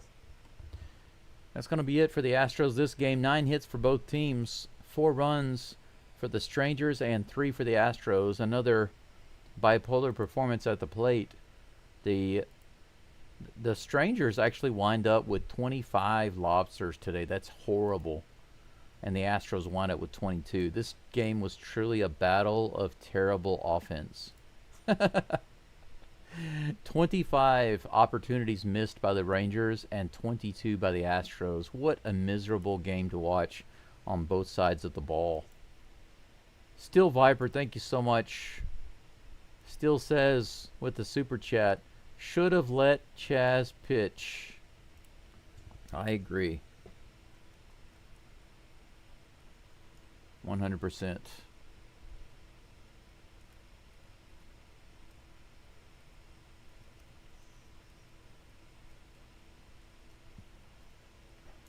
Thank you so much for that super. Arigato gozaimasu. I don't really know what the Rangers, stop acting like you deserve this. They definitely don't deserve the game, but you know, at the same time, the Astros don't deserve the game. But if you had to pick somebody, the Astros deserve a little better because of the nonsense that the managers were doing to slow down the game. You know, I can understand you slow it down just a little bit to give your bullpen time to warm up. But the thing is, if you go back and you look at the footage of that part in the game, the bullpen guys, the bullpen pitchers weren't even pitching. So I bet you didn't know that, did you? So during those times where they held up the game with 2 timeouts, a pitching coach visit to the mound, followed by, we want to walk Jordan, followed by, oh wait, we want to change pitchers for Altuve. During those times, they showed some video, they showed some shots of the bullpen, and the bullpen guys already knew that they were coming in. They knew that a guy was coming in, and they were just standing there waiting. They weren't even pitching. So they didn't need that extra time to warm up their guys. So they were just wasting time on purpose to slow the game down for the Astros, to try to kill the momentum. And they should have given a ball 1 to Altuve to punish the Strangers for being unsportsmanlike and delaying the game. That's my opinion. It was nonsense. But this whole organization, the Rangers organization, is nonsense to me. Yeah, it was ridiculous. I agree. And the umps weren't very good this game. Pitch calls questionable. There were some other questionable calls, some luck, but overall, let's be honest. The reason the Astros lost this game is because their hitting continues to suck. And why does their hitting suck? Well, because they don't have the proper systems in place, and they don't have anybody putting the proper systems in place, or enforcing the proper systems, and disciplining and holding the players accountable to those systems. This is why the Astros continue to be so terrible at the plate. If they don't fix that, then the season is done. You might as well take a coin. I don't have a coin on me. Yes, I do. I do have a coin.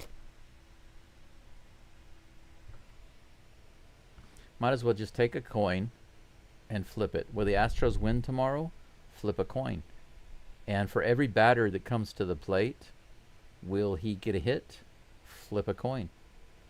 And will he bring the base runner home? Flip a coin.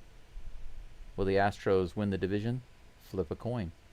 Everything is flip a coin right now. So this is flip a coin baseball, what we're seeing the Astros play like. It continued from last year, and it has gotten worse this year. It's a systemic issue. It needs to be fixed. Let's take a quick look. I don't want to spend much time on this. Astros only got a few runs on the board. Correa 2-run homer was the highlight right after Altuve's double. That inning looked so good. Altuve came up with 2 outs, got a double. Correa hit a homer. It was looking good, but that was the highlight of the day. Caratini did single in the second, and Sanchez scored. At that time, it looked like the Astros might have a day of hitting, but after that, it died. And then we got the home run. It was like, oh yeah, but see, this is a perfect example of the Astros bipolar hitting, because after the second inning, it was trash, and then we had the 2 hits in the 8th inning, and after that, it was trash. Just total trash. Now, I'm not saying that the Rangers played good either, because they were also trash today. They had more stranded runners than the Astros did. Nonsense. Total nonsense. But right now, if we look at the series over on the right side of the screen, let me show it to you. This is the series. Game 1, the Rangers won. Game 2, the Astros won. Game 3, the Rangers won. Game 4, the Astros won. Game 5, the Rangers won. That means that the Astros are supposed to win the next game, right? But the Astros can't afford to lose any more games against the Rangers, or they're going to lose this series. So the Astros have to win the next 2 games. That's the way it works. This is a 7-game series, right? You see that? 7-game series. So the Astros are going to have to win the next 2 games. They got to win tomorrow just to tie up the series again. And they're going to have to win Game 7 to win the series if they want to get the boot. That's the way it works. In case you don't know what I'm talking about. I'm talking about basically I guess you could say the Kings of Texas. Who's going to be the Kings of Texas? Let's take a quick look at tomorrow's schedule. Tomorrow's game. Tomorrow's game for me is at 8:15 in the morning. I got to get up a little earlier. I think it's about an hour earlier than it was today. So I'll have to get up for that game at about 7 o'clock. Jacob deGrom will be on the mound for the Strangers, and Hunter Brown will be on the mound. Hopefully Brown looks stellar tomorrow and gives up 0 runs, because that's what we're going to need to win. We'll see. Even so, even with Hunter Brown on the mound, look at the percentage. The matchup predictor says 55.7% to the Strangers. Can you believe that? Who would have thunk it? But that's what kind of hitting that we have right now. Let's look at something more interesting, the scoreboard in the MLB right now. The good old MLB scoreboard. The Angels, wow, got stomped, or getting stomped, 9-4 by the A's. Interesting. Red Sox getting stomped by the Diamondbacks, 6-1. And let's see, go down here. Hey, the White Sox beat the Tigers. That's nice. Keep going. Look at that. The Orioles beat the Dodgers 2-1. That's hilarious. Gotta love that. And the Braves beat the Mariners. So unfortunately, we lose to the Rangers. But you know what? At least we didn't lose directly head-to-head to the Mariners. That would have been worse right now. But we got to win the next 2 games, guys and gals. We absolutely do. We can't have any more of this.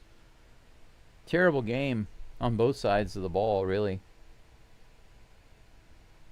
Terrible hitting on both sides.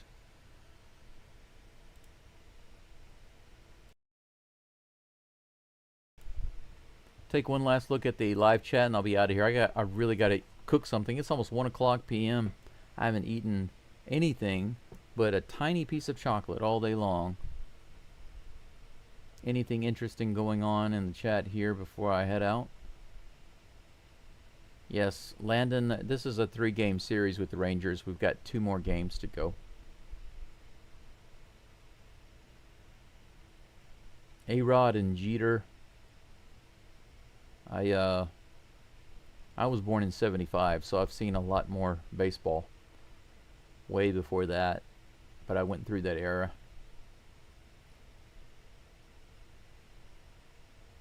Yeah, it's like they're not even playing T-ball. At least T-ball kids can hit the ball, get on base, you know what I'm saying, and drive runners home.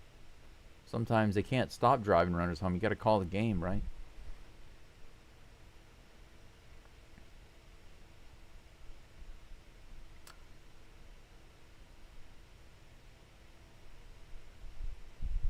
Okay. All right. Yep, that's it. It looks like I've got everything caught up. Thank you so much. I appreciate it. I really do appreciate you all being here. Thank you for the likes. I don't know where we wound up today. I hope we got over 100. We did get, wow, we got to 127. Good job. Good job. We got over 50%, maybe over 60%. I prefer to be over 75%, but at least getting over that mark, getting up to 127 likes is excellent. So thank you all for liking the live stream. I will see you tomorrow for game 2 against the Strangers in Arlington. Hunter Brown will be on the mound. Let's expect a really fire performance from him. I wouldn't be surprised at all to see the Astros score 9 runs and for Hunter Brown to give up nothing. 9-0 tomorrow. Because this team is so bipolar. So we'll see how it goes.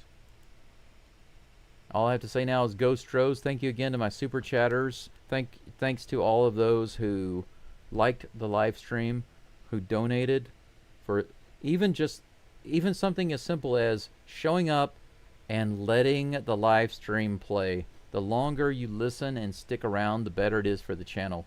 So don't feel guilty. Of course, I mention about joining, becoming members, and donating and stuff like that. Of course I do, because the truth is, I'm not being greedy.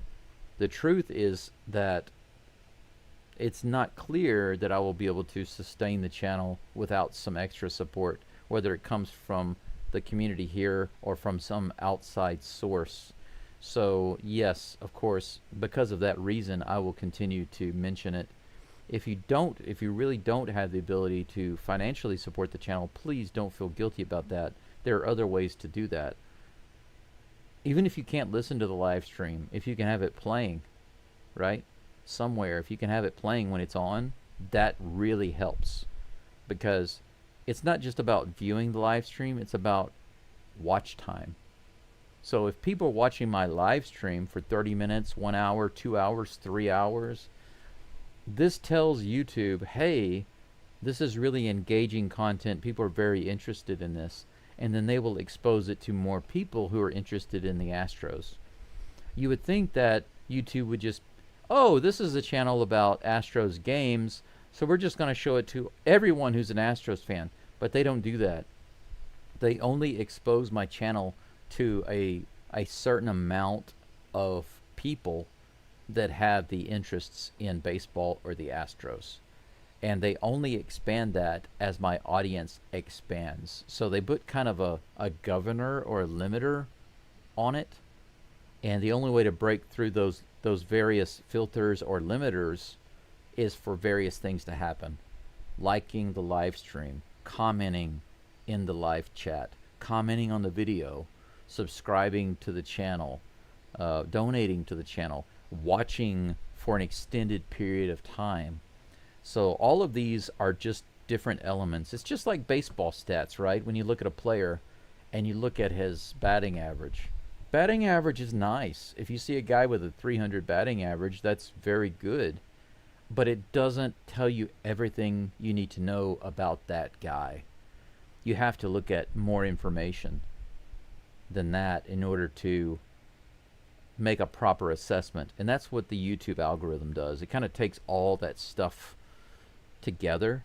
So if you're like, listen, I come here every day almost, and I listen to the games all the way through, and I like the live stream, I just can't afford to financially support or really do anything else, then that, trust me, that is in itself a big help. The donors that I get on top of that, and the very small amount of money that I get from ads right now, which is very small, all of those donations, the super chats, and that little bit of ad money, all of that together, the main thing that it helps me do is to ensure my financial situation to continue to pay for my electricity and my Starlink internet and the things that I need to do. My Chat GPT subscription is not too much, but still, $20, $25 a month.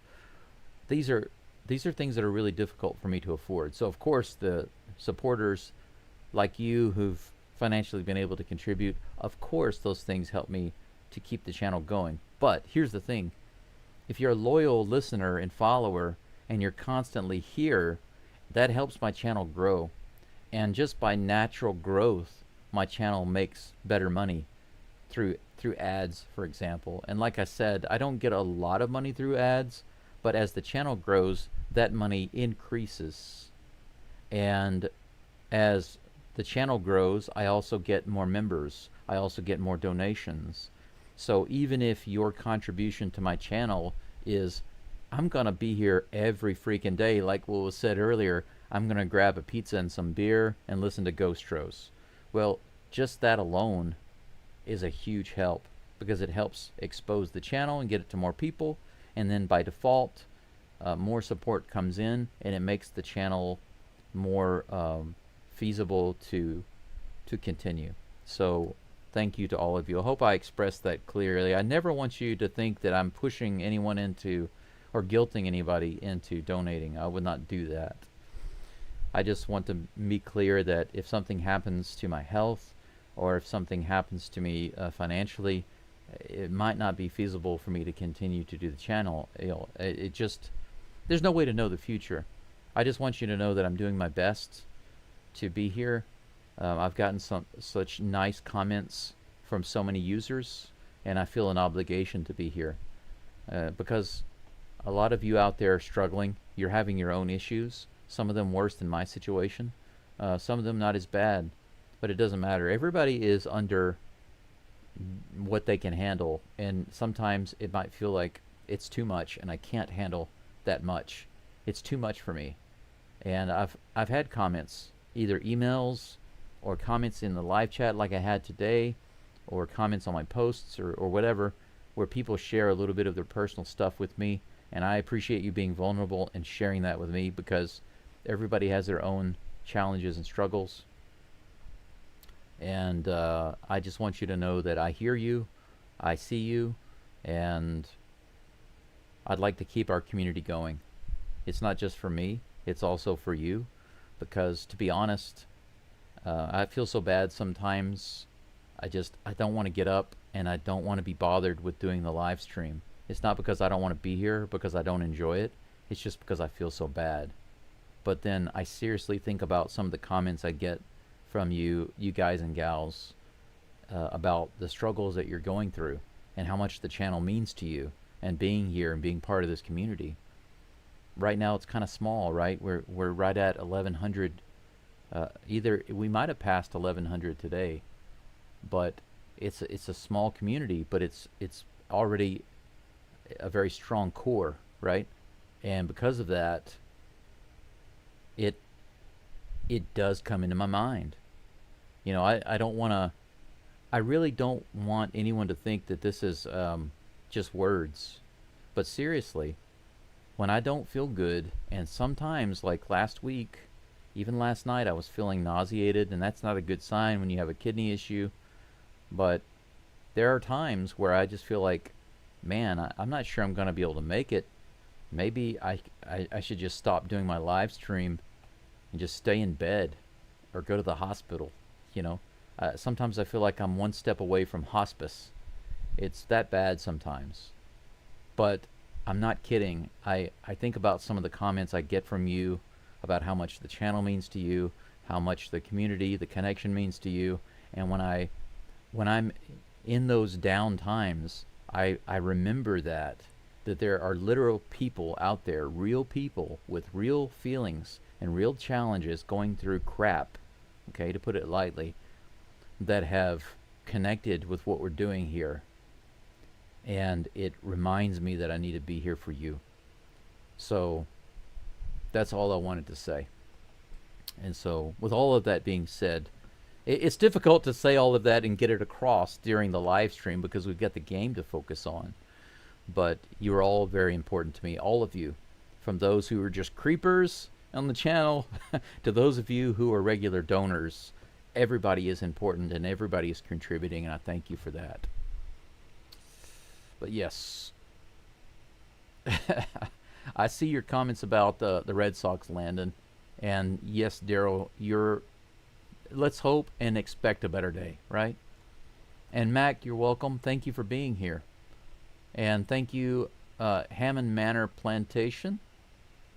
Even though you're a Rangers fan, it's all right. Thank you very much.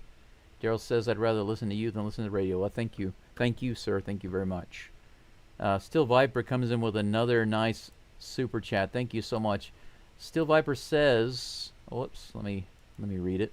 You've built a nice community to watch some baseball with. Much appreciated, sir. Prayers and good health to everyone. Thank you so much. Still Viper often wishes, I think almost every day, wishes everyone prayers and good health, and I think that's very important. So I appreciate that. Nothing but good vibes. Love, prayers, good health to everyone. Happy life.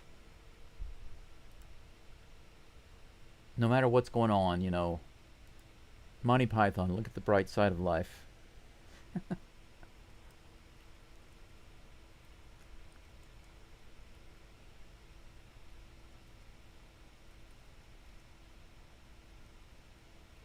I'll say to Steel Viper, thank you so much. Arigato gozaimasu. And your support and positivity is highly valued. Thank you, sir. And I guess that's it. I am worn out. I am running on fumes, so I'm going to go in there and cook myself some sausage and eggs. How about that? That's all for today. See you tomorrow for Game 2. Let's crush the Strangers tomorrow and try to wrap up this series win in Game 3. Can we do it? Yes, we can. That's all for now. Thank you again. And Geaux Stros. See you tomorrows. Bye-bye.